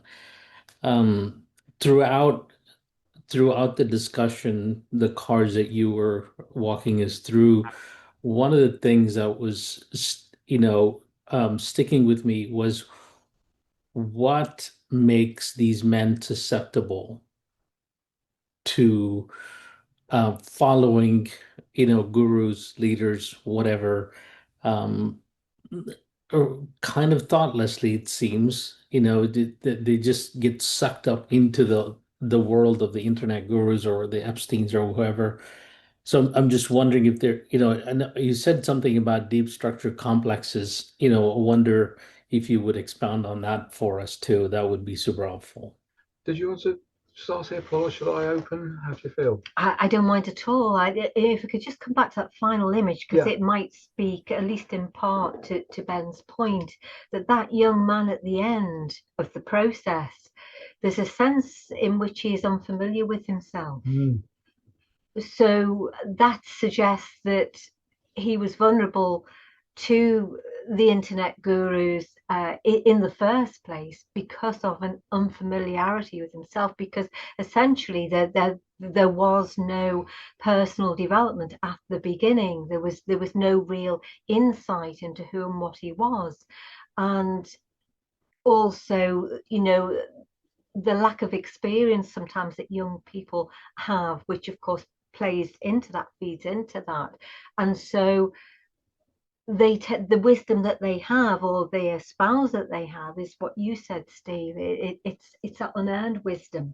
It's borrowed. It's not an authentic earning of wisdom. So I would say that would probably be a place to start, because I mean, that young man is just starting actually at the end of the process. He's beginning over again. And I think when we go through that process and we come out the other side, there is our self-image is not what it was, and we have to kind of get used to being different. Yeah, we do. Which is a bit of a strange state to be in sometimes. We have to forgive ourselves for being different. Yes, yes, we do. That's true. So that's what I would suggest, and you obviously have your own thoughts on it. Well, I agree with you 100%. So firstly, thank you, Ben. Thank you, Ben. Thank you for your kind words. So there's a scale invariant process involved, which is the necessity to adapt at whatever level to whatever niche space that we occupy, and we can roll that back to the Paleolithic. And then the necessity for support from within a tribal group or familial group, even in an environment like that. So there will be some people who are mentors, who are skilled and can pass on knowledge and experience we need to survive. And there'll be a competition to meet the attention of such people, because that will increase our likelihood of survival. So there's a Darwinian level to that, which becomes Freudian in terms of gratification. If I behave in such a way and I get rewarded for that, I am rewarded internally by feeling better. So the instincts are gratified. At the same time, I achieve social status. I'm more likely to survive, more likely to reproduce. So in the most extreme Paleolithic environments, the attachment issue to mentors and powerful people within our environment is a selective pressure. Roll that forward, it's still highly conserved, and then there's the necessity to seek out people who will help us, and there is also the instinct to reward that, and then the accumulation of wealth, reproductive opportunities, wherever it might be, is also rewarded. It's at a Panksepian emotional affective state that it's rewarded. As human populations increased, and we got the differentiation of culture coming through, and then eventually civilization, layers of adaptation were added. But I would concur with what Michael Levin is suggesting about biology, that it's as if this was anticipated from the beginning, and when a certain complexity of organization within culture is achieved, then meta instincts appear out of nowhere to deal with the level that's been achieved. And those meta instincts are more social, for example, and have higher values in them. But a generation or so before, then no, it's not time. But then when it was, they just drop in. It's not as if they're mechanistically created. The drive appears within people to build better structures, which then in a positive sense feeds back in, and people's character differentiates away from the baseline for adaptation, but it never escapes it, because there's always the possibility of a collapse because of environmental modifications, which could be natural, or there could be the invasion of another tribe, which takes our resources, and then we have to drop down some levels and become aggressive and violent, territorial, protective, to fall back on those instincts for conservation. So there is a sense in which this is all normal, so long as we're prepared for the self-regulation to come online. when it's required, Yeah. which prevents the pathological young. It does. Yeah. It does. I mean, we've worked with many people, haven't we, who have a very highly refined ethical value based on a religious faith, who are very well adapted, but they know there's another side of life and they live separated from it. And those of them who can accept that that's there in case it's needed have a good relationship with their instincts. I'll call them lower level Freudian id-like instincts. They have a good relationship to that, and they can develop a positive integration of the morality and not feel it's in conflict. So the need for mentors, the need for status, that's important. That will probably never go. But what Freud, of course, drew our attention to was how that was working in the 1890s in Vienna through transference. So if the mentorship role, for example, was frustrated, the instinct for that and the hostility that they might feel was then transferred, literally became transference onto therapists. And Freud seized that and built a whole model around essentially the parental transference issue. And yet the mentor is supposed to be there to compensate for failings in the biological parents by providing culture and wisdom for adaptation. But Darwin's always there, and Darwin says you have to compete for this because there'll be people who take it off you, and we need vigorous people in case the plug is pulled on the environment, and then we need that vigor. So some of you will be psychopaths, some of you will be sociopaths, some of you will be narcissists, and then others will have within them the conserved adaptation to those character disorders to say that if I align myself with them and I give something of myself, they'll give enough back to me so I survive. So that's conserved. It's been repeated so many times. And these are all meta-instinctive scenarios, options for interpreting change. As I say, they're all highly conserved, but it seems that the biggest thing of all is character, that irreducible issue of character, how we deal with Darwin and Freud and Adler, and whether we can achieve anything that's equivalent to Jung. And that can be religion, of course, it can be a faith, a philosophy of life in any form that is good and transcendent. Can we actually get that, or do we try and take it? For example, we've said to people in the past in Carter's that receiving is better than taking. You get more if you receive than if you try to take, because taking is self-limiting. There comes a point where you can't take any more and where the environment will step in and stop you. But if you can receive, things bunch up. It's like that on the inside as well. When we try and take from the so-called unconscious, we can only take what the ego can carry before it reaches the limit point of its homeostasis and inflates, and it has to be down-regulated. But if we can receive, then the ego increases its capacity to communicate, and it learns more, and it knows its proper place, it's content with that, and it adapts inwardly and outwardly. And that's really the journey of this narrative. It's someone who got beyond himself, who internalized mentors who were not real, they were not genuine, and generated a fantasy replacement for that, because without guidance, it's very difficult for young people to meet not only the decade of life that they occupy, but the one that's imminent and it's approaching them, and their adaptations to it. Very, very difficult for them to do that, to find a way to slot in. So those who are impatient, and sometimes impatience is a good thing where survival is critical, but where it's not, then they get out of alignment externally and internally, and that brings about the kind of problem that we've seen, leading to inflation. Well, if we listen to Jung's guidance on it, if we do, then we're back to addressing Freud and Adler first, but positively. Because, I mean, one way to deal with the narcissism, for example, that is endemic in the culture at the moment, it's not necessarily just an attribute of dark triad types. So that there will be adaptive narcissists as well, but it's, it's a bit of a double-edged sword. It may be serving them in some ways, but not in others, is to get into positive Adler. Yeah. That is the solution for that. It is. Which is basically to give to others, to have concern for others. That's a really good point, Paul, because that's the safe way of using a Jungian anima. It is, yeah. If you don't have it's great for relating. It's great for Yeah. relating. Everybody gets on, Yeah. communicates, supports one another. It's for the common good.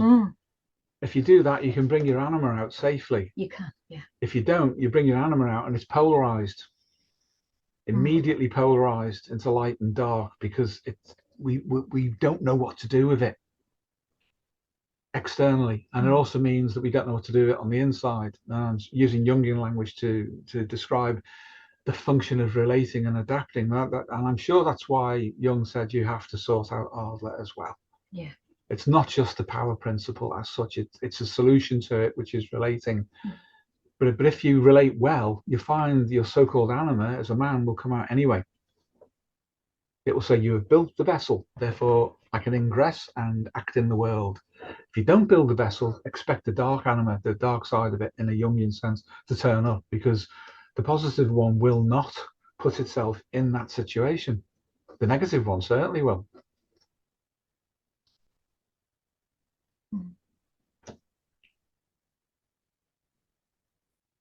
Wow. Oh, and I have explosion of thoughts here. So it seems like this would be, I'm just going to stick with young men. This would be a journey that everyone is on, and if they're not aware, this is where they're vulnerable or susceptible to dark figures that want to influence and say, borrow my thoughts and be me to the world. If I'm understanding this right, and so it's regardless of formative years, what happened in formative years in a child's life, this would be the journey that everyone, again, I'm trusting that I'm understanding you right here, would be on, and this is where, again, when I think about how many people are being influenced by the internet gurus, it's a lot. Yeah. It's a lot.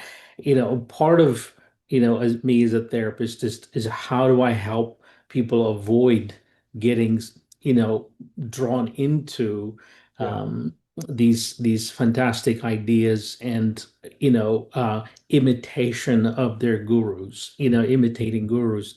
Because it just seems like it's inherent in us that we want to learn, we want to know what the next phase is like, we want mentoring. We want, so it's not wrong to want a mentor. It's a normal thing to want it, but it's each of us need to be careful about who we choose. We do. We do. So we could choose good mentors just as much as we would choose bad mentors, and that determines you can learn from both. You can definitely learn from both. But that's where the character matters, is that, like you've said to us before, a good student can learn from a bad teacher. Yes.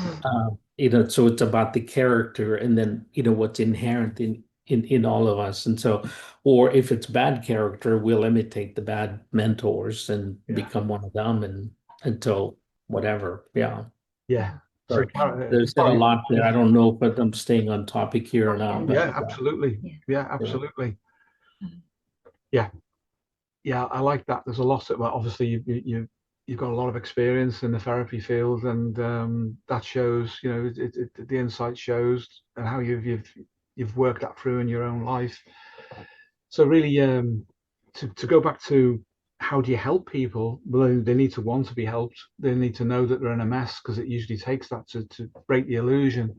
But fundamentally, it's ego strength that they need, and that bardo state, knowing what that is and how to sit in that so you can see and not be harmed by what you're up against, which is the whole point, why Freud stepped aside and said, now you either stand here, you stand in the portal, or you go through. You go through, it's really dangerous. And a lot of people who follow Jung think they can just do that because Jung did it, therefore they can. No. If they stand and back off, they'll remain in a state of fear. So Freud's there anyway. The Panksepian instinct for fear and the drive, which conceals the compensation for inactivity. That's why we feel the drive pressure. But if he occupies that middle state, then they can't get to him, but he can still see them. It's a perspective of being conscious without attachment. But that's not enough. It can protect you, but it can't change state. To change state, you have to understand not only dissociation, but representation. Representation is so important. The appearance of things and why they are in that state relative to us and what is beyond them.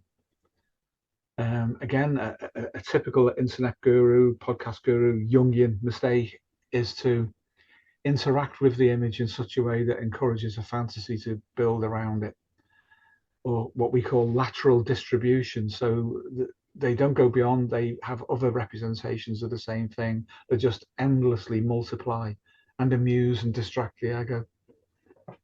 Can't do that. I mean, the Tantric Buddhists would see right through that, because all you're doing is generating a wall of mirrors that eventually becomes 360 degrees, and there's no relationship to the world at all, even to the inner world, only to an image that you've found appealing and want to reproduce. But behind every iteration, it's still your own face looking back at you. And the psyche agrees with that for obvious reasons, because when people break down because they've been going inside, it's because they've successfully bypassed homeostasis and started to act like a bull in a china shop and disrupt things they were never meant to be in. A china shop is not an ecology for a bull. The bull should be where it should be. And then things remain ordered. But we can develop our perspective and our understanding of things in their proper place. Hence, occupy the bardo state. They can't reach you, but you know they're there. They know you're there, but they can't reach you. And have a position of not being frustrated by that, but by being strengthened. As the complexes weaken and are unable to bond to you, what they lose, you gain, because it's a field of libido. It's an economy of libido. They need yours, and if you prevent them from having it, they shrivel, and you become more relaxed and more comfortable, adapted, and at ease with yourself and the world. So building ego strength up through that, and then going into the active phase that I've only covered relatively superficially, because that's where the meat of the engagement is. How do you deal with representations and change them? That's what's missing with the Jungians. It's present in Tantrism and in Hinduism. And they've been doing it, the Hindus have been doing it for probably 5,000 years, so it's well grooved. They know what they're up against. It's highly cultured in the sense that you can't always see it, but it's in there. The active process of engagement though reveals the deep structure within the Hindu and Tantric Buddhist traditions that are equivalent to what we can do in the West by other means. So that's what we do. And in terms of empirical clinical practice, this is how we get rid of complexes quickly. It's been tried and tested. Yeah, and to come back to Ben's point, I think when we're able to do that for ourselves on the inside, we automatically make better choices on the outside in terms of who we choose to relate to. So it works both ways, doesn't it? I mean, it does. In the representations that we've been using today, you know, we've used Freud quite a bit, but then Freud is there to represent all therapists, all analysts in a way. And I think when we work on the inside in the way that you're suggesting, even if we feel we need a therapist, say, to help us, hopefully it will allow us to select better therapists. Because sometimes the therapists we go to are actually in the same state as the young man who's being represented in all of this. And then that's a hell of a mess then. You know, there will be all sorts of psychological infections going on and being passed on. So I think the capacity to be able to see through that, in other words, to be able to really see beyond whatever it is that might be representing in an individual therapist, to actually get to the core of the character of the therapist in order to know whether they are the right person for us to be working with, will also be in operation. But, you know, of course, the best solution of all is to do it for yourself, ultimately. We might sometimes need a little bit of help along the way, but not much if it's the right person. And the introspective skills will give you so many more portals to the world, Yeah. and ways of communicating with other cultures that are otherwise closed. Mm. Yeah. Mm. This works. It does. Thank you. Thank you. Thank you, Ben. Thank you, Ben. I'll yield my time to others who might have questions. So Oh, Thank you, Ben. Thank you very not much. it's not my time. You know what I mean? It's our shared time. yes, isn't it it? is. Our time, Together yes. as colleagues, all Yeah. of us. Mm. Thank you, Ben. Thank you. Hi guys. It's been a heavy one, a long one, and a bit of a monologue. But would anybody like to make an observation, ask a question? Feel free. Joel, go ahead, Joel. Just to follow up on the point that Pauline just made. What came to my mind was when the young man was the card where he was beginning his imaginal um, inner work, and you had the fill-in Freud, who could be anybody. Mm. What came to my mind was practitioners who don't have clean hands pertaining to contemporary events, um, and maybe the fracture lines they have Yeah. in their own life. As well as biases, belief systems, etc. So I thought that was that's going to be very important. And then Pauline, I think, hit the nail, um,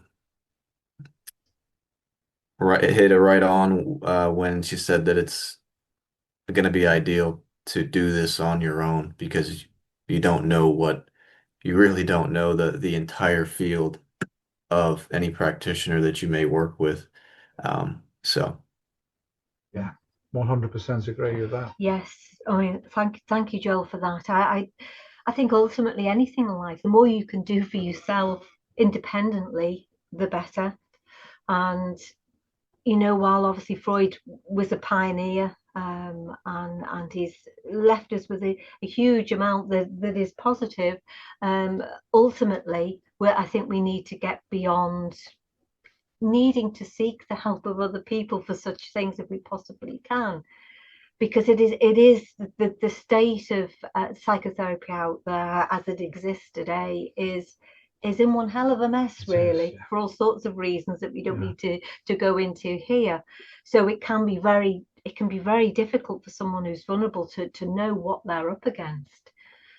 And there are all these traditions, including the tantric one that Steve mentioned, and there are other equivalents in the West that can we can use and utilize for ourselves, so that we don't then need to make ourselves vulnerable in that way, if at all possible, until such times as maybe the field itself reconfigures and improves itself and takes a firm look at what's been going on for probably now for decades, Steve, if not more, with respect to bad practice. I mean, there's no other way of really putting it, is there? No, it's a mess. It is a hell of a mess, and it has become increasingly politicized in recent years as well. So the more that you can step outside of that or away from that, the better. And I know sometimes that can then paradoxically make us more vulnerable to internet gurus. We have to see it as a kind of a continuum in a way of people who would influence us and suggest things to us that may or may not be very helpful. So we have the resources. We do have the resources to do this for ourselves. We do. And very, very simply, very quickly, very effectively, if we know what to do. Yeah. There's really no mystery to it. I know there's an awful lot of analysts out there and others who would want it to be a mystery. Yeah. There are mysteries within martial arts traditions, for example, too, to kind of draw a bit of a parallel, that we're told we can't do certain things or achieve certain things within a certain time scale, which are completely untrue. Yeah. This is no different. No, the field of psychotherapy is no different in that regard, or psychiatry, or anything else for that matter to do with mental health. And there are reasons why it's not different. Yes. Because of those constituent elements of mentorship, of status, yes, group identification and support. And so the mentor element in martial arts, classical traditional art, very, very highly differentiated. Yeah, it is. But not because of itself, but because of what came before it and is still conserved. So we can expect to see the same deep structures repeating themselves, as you've said, in different ways. Yeah. Yeah. So if we follow Freud, Adler, Jung, we'll get it right, because we'll have a decent relationship to instinct and therefore the ancestral psyche. Through Adler, with decent everyday relationship, and to Jung, decent transpersonal relationship. Yes. Yes. That's it. It's all there. Yeah. If we do it properly. Yeah. Yeah.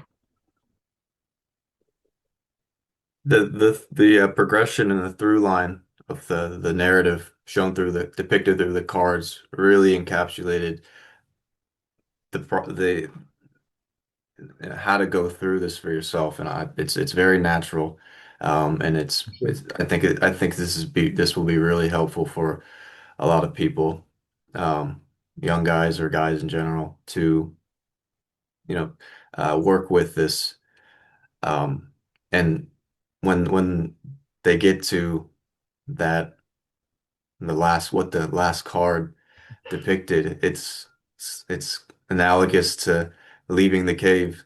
Yes, it is. Yeah, because Freud was gone, wasn't he? If you notice, he was on his own. Yeah. He'd departed. Yeah. He'd done his bit and he'd gone, and that's exactly how a good mentor should be. Yeah. Well, thank you all. Thank you, Joe. Thank you. Hi, guys. Any more observations, questions, contributions? Sure, Mladen's got some. Mladen's always got some. Yeah, I do. I was trying to formulate it in my mind and thinking, does it make sense? Does it not make sense? But I'll throw it out open. So we'll see. I was thinking of the young guy's progression into the guru sphere and how he's establishing himself in the story as the what is within, so too is without formula, so to say. And also thinking that it could be part of the trickster through line so that it becomes manifest, his internal state. It cannot be contained within anymore. And now even though he believes he's inflated that he will maybe spread some knowledge or whatever, what it will in fact be the result of it was, as in the cards, his girlfriend might be scared away, or other people might think that this guy's out of his head. So it will become a pressure from outside on the behalf of the trickster function on the man himself. Yeah, that's exactly it. And that's when you watch people and perhaps even analyze ourselves, we get to a certain age and you look back and you can see these forces were there, and largely unconscious of them, only conscious of the effect of them, but not of the nature of them. And then working with other people, you see it there and you engage with it, and then they change quickly, and they're not forced into it. They just do it naturally. And I say, well, there you go. There's the confirmation. I know the mess my own life was in, and I was in, and I examined that, and I tried to find the truth in another person's life, and it worked remarkably quickly. That teaches, doesn't it? It does. That's a great teacher. Yeah, I think the other thing that can come out of this, because Mladen mentioned about the hypothetical relationship that we've been talking about here, is that for the young man, when the inflation pops, how his girlfriend, if we could call her that for now, reacts to that will be important for the progression of the relationship. Yeah. So does she abandon ship in that moment and see him as a kind of a lost cause? He's lost all his power and influence and the potential maybe even to provide resources. Does she stay with him while he works through that, or does she leave the relationship and move on to somebody new?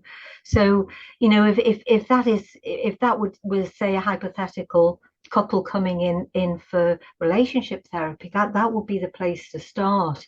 In fact, if anything, really, that's where the real work begins.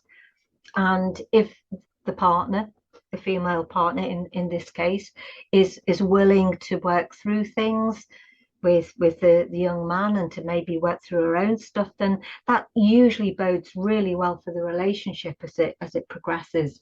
There's usually the potential for increased understanding and intimacy and strength going forwards when the other partner is prepared to do that. But all too often, in that kind of a situation, one or the other persons involved is often tempted to jump ship, to move on. Yeah. And it's very sad when that happens. Yeah. But if they don't, then that's great. That's great Yeah. for the relationship. Yeah. And for the longevity of the relationship. Yeah.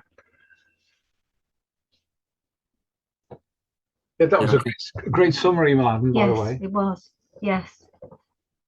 Thank you. That was something that was going through my mind while we were going through all the cards. But the ones that start in the therapy are really interesting, of the internal progression of imagery and the uncovering of layers, that what a man can expect once he starts going inside in a genuine way, of the complexes rushing in, and their images actually of those identified with complexes, and basically the chance to deal with them. Yeah. That was very great. Thank you for those cards. Yeah. Very great. Thank you for your contributions as ever. Yeah, it's what to do about them, isn't it? From Buddhism, they would be the original Theravadian Buddhism, as the Buddha was supposed to have done himself, was just to sit there, meditate, and nothing could touch him. And in that, there is a clue about what really happens, as opposed to the now mythic representation of the Buddha's early life. When he wanted to achieve enlightenment, he sat under the tree and decided, I will eat nothing. He will leave the body to its own devices. I will do nothing. I will not move. And then every temptation in the world came at him. In other words, all of his own complexes immediately distilled. So probably by starvation, unfortunately, because images of him as being almost like a skeleton while he's meditating, allowed things to come through and reveal themselves, and then he could deal with them. That's the Theravadian Buddhism. That's just the hard path, the narrow path. Mahayana Buddhism is social, and it's interested in people more than only introspection. So they engage, they relate more. The esoteric Vajrayana Tantric Buddhism is the closest analog to Jung and what Jungians want. But within Vajrayana, you have an understanding of Mahayana and you have an understanding of Theravada and how they link together. So that was really why we came to realize that Freud, Adler, and Jung are in essence direct analogs, and the progression is the same. And when we work in that way, it works with people, and it can work remarkably quickly, and they're not even hurried. We don't hurry people, never stress them in that way, never hurry them. But by providing opportunities, the healthy part of them beyond the field of complexes, behind that configuration of that card, that very nasty, unpleasant configuration, that which is behind them but has been blocked can come through. And when you get that on side, everything changes, because there is trust towards the ego that was absent from the non-ego before that time. And that is a wonderful thing to achieve in the life of anyone, and it just happens quickly at that point. No rush, but quickly. Yeah, I can get what you're saying. Something was on my mind just, at the beginning of the video, you said that it's usually the decent people that suffer, and you will see it. It's basically what he has gotten on board with him throughout his timeline, his self-concept.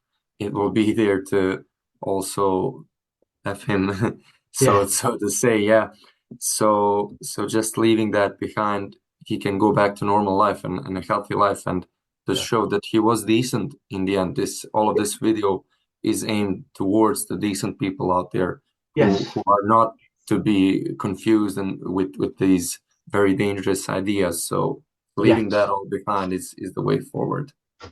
Yes, and that's a humanistic perspective to take, isn't it? Yeah. Sorry, Paul. Yes, it is. Yeah. No, I was thinking what you said about the Theravadian representation of things as well, because that idea of starving the body is like starving complexes as well, which are, of course, parasitical. Yeah. So if you deny them your libido, you don't invest in them anymore, then they will just metabolize, they will just fall away. Yeah. And that energy then is liberated back into your life, and then it's down to you what you decide to do with it at that point. Yeah. I always think of the expression you use about the trickster, finds thoughts for idle minds to think. Yeah. And there is truth in that, in so much as if you utilize what you've been given genomically in terms of your potential, you're less likely to become neurotic in the first place. Yeah. So I think there's a lot in that. Yeah, there is. External adaptation might be limited in the bandwidth of someone who is, their consciousness engaged in that, because imagination is not particularly operating for them. It's more action in the immediate moment, but they don't suffer in the same way as someone who might have a very high capacity to ingress intuition, but then it's not realized. The instinctive pressure says, this intuition is great, let's give it some libido. Nothing's happening. We have to do something about this. The kettle's boiling, it's rattling, the lid on it is rattling. Got to do something about this. Let's generate a fantasy space. It bleeds off, but then the fantasy replaces reality because something steps in the way. That's a complex. Yeah.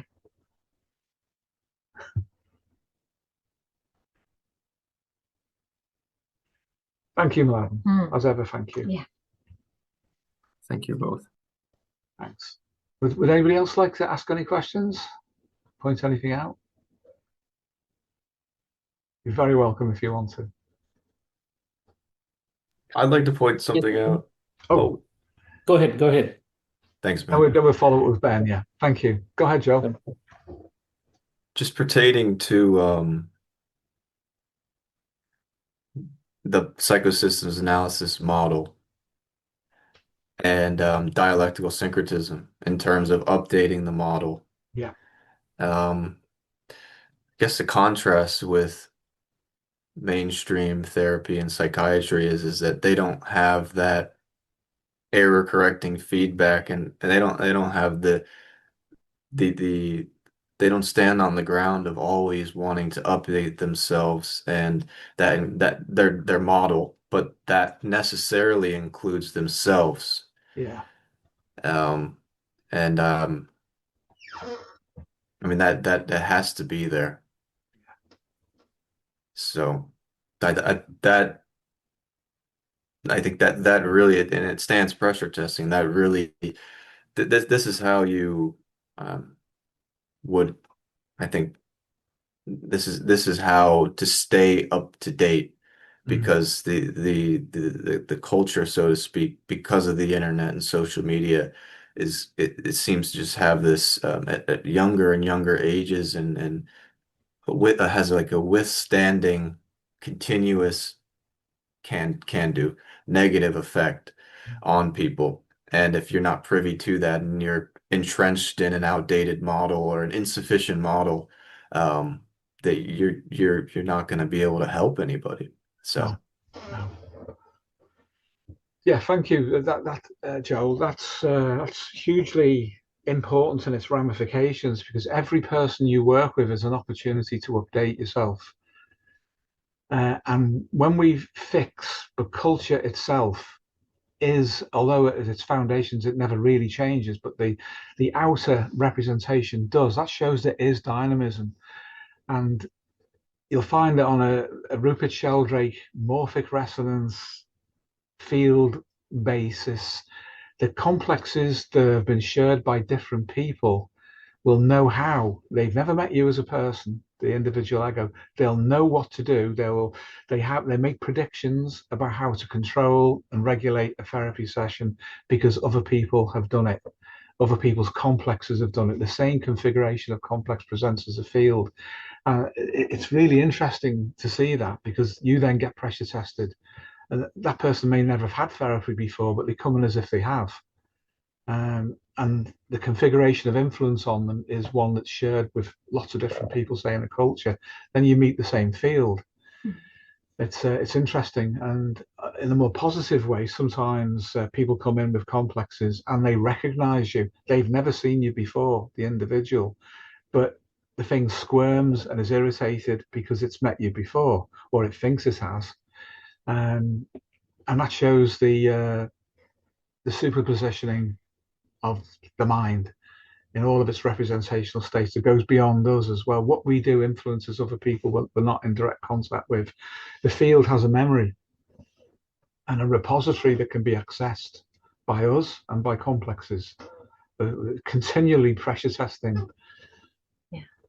Makes it interesting. Yeah, it does make it interesting. Yeah. I mean, you even get that with things like physical infections, don't you? You do, yeah. Which is why you get things like antibiotic resistance. Yeah. You know, where it's you know, the same affection appears in lots of different people, and eventually the antibiotics recognize it, get used to it, and become less and less effective. So if you don't know that as a therapist, you can become less and less effective if you're not prepared for what walks in. Yeah. So, and of course, sometimes as well, these things are superpositioned. Yeah. So there might be something happening at that level, at a physical level of analysis, description, and explanation, but it's also represented, or is being represented psychologically as well. Yeah. Because of the various physiological pathways that exist to allow things to be represented at different scales within different systems. So I think as therapists, it's absolute. I mean, we felt this throughout our career, that therapists, it should be incumbent on them to have a knowledge and understanding of biology and medicine, for example. Yeah. But most of them don't. Yeah, I would go as far as for sure. They're psychoreductive, aren't they? Yeah. So there's a collapse immediately, and that's not difficult for a sophisticated, experienced complex to deal with. Not at all. But you need to know lots of things. Yeah. Be open to it. You know, history. Yes. Anthropology, culture, anything at all that you can arm yourself with and relate to. You can download the field. Yes. And then they're up against a much more. Yes. A better opponent, in a way. They are up against an opponent that they may not be prepared for. Yeah. You know, we meet that all the time, don't we? And the updating at a field level. Yeah. Because they are intelligent. They are. They have an intelligence of their own. They do. They'll use the intelligence of the person that they occupy. Yeah. And they will challenge the intelligence and understanding and experience of the therapist who they're working with. And let's be honest, in a way, the therapist is working with the complexes even more than they are with the person concerned. Yeah. So you need to be ready for that. You need to be prepared for that. You do. And as you say, Joel, most schools are not, because they just collapse into their own narrative. Yes. Well, that's no good. Yeah. Yeah. We learned that lesson. I learned it the hard way. Ago. I learned it the hard way. I had to be confronted with the fact that Freud was important before I could accept that it was. And then things got easier immediately. Yeah.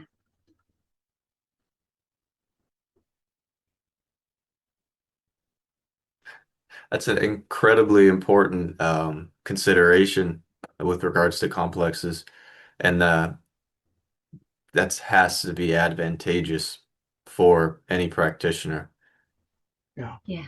When engaging with these dynamics. So thank you for thank you, Joel. Thank you, Joel. Yeah. Yeah, and the two key takeaways for those who want to engage with it, of course, I know you guys do already, but for anyone who may watch, is dissociation. Healthy dissociation allows you to start the process of separation with complexes. And then representation. How do you interact with representations? That's key. Most of the mistakes are made there, even with meditators who are very good at meditating. They collapse into a specific state that doesn't relate. So you need to know how to relate to the images. So you don't just suppress them or ignore them. A lot of meditators, they just don't engage and pretend that they just drift past them. They don't. They're still there. They don't go away. And we can't change them. We have to engage with them. Thank you.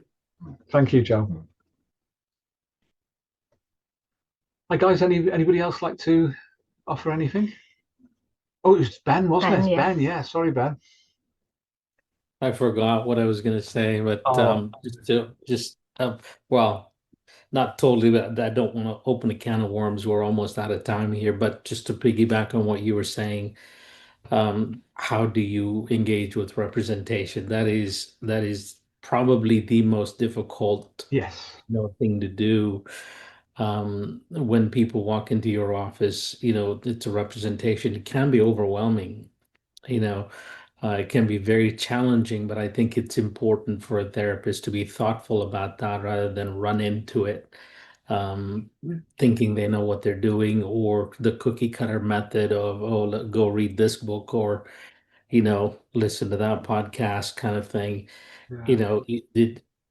Dealing with the representation is probably once, that's where the resistance and the transference and everything, they're relating or non-relating, everything is present, and they're there, relating to you very similar, if not the same, as they're relating to everybody else. And to be patient enough to get past, in a respectful, honorable way. That's a very difficult thing to do, just to confirm what you and Joel, you all are saying. Thank you, Ben. Again, that speaks to decades of experience that you've had in the front line. Yeah. With that. Thank Yes. you. Yeah. Thank you. Yeah. Representations. Oh man. Yeah. Again, it's one of those things.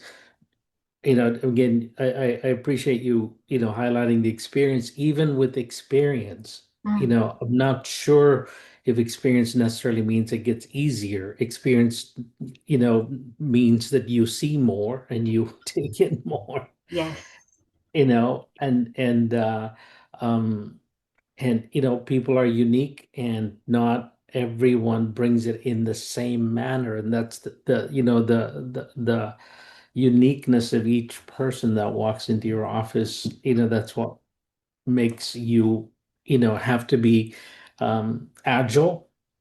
Yeah. It requires a therapist to be, agile rather than rigid in, okay, this is how I do it. And, I do the same thing with everyone. So, I've found that no two sessions are the same Yeah. for me. That's true. And you're there authentically then, because so many do it in a manualized way, don't they? Yeah. So everything is collapsed into a rigid structure, regardless of the human being. But you've emphasized everything in the right way. And that's your humanism. Yeah. Which is really, really refined. Thank Thank you, Ben. Thank you, Ben. Thank you. Well, guys, anybody like to ask anything else before we finish for today? We okay? Great. Well, thank you, everyone. There's such a lot that we can bring forward going forward. That will be of benefit, we hope, to everyone. And thank you for being here. Yeah. Really appreciate it. You're all highly motivated professionals that we're proud to call colleagues. Thank you.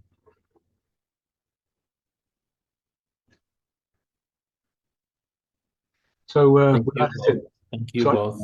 Oh, thank you.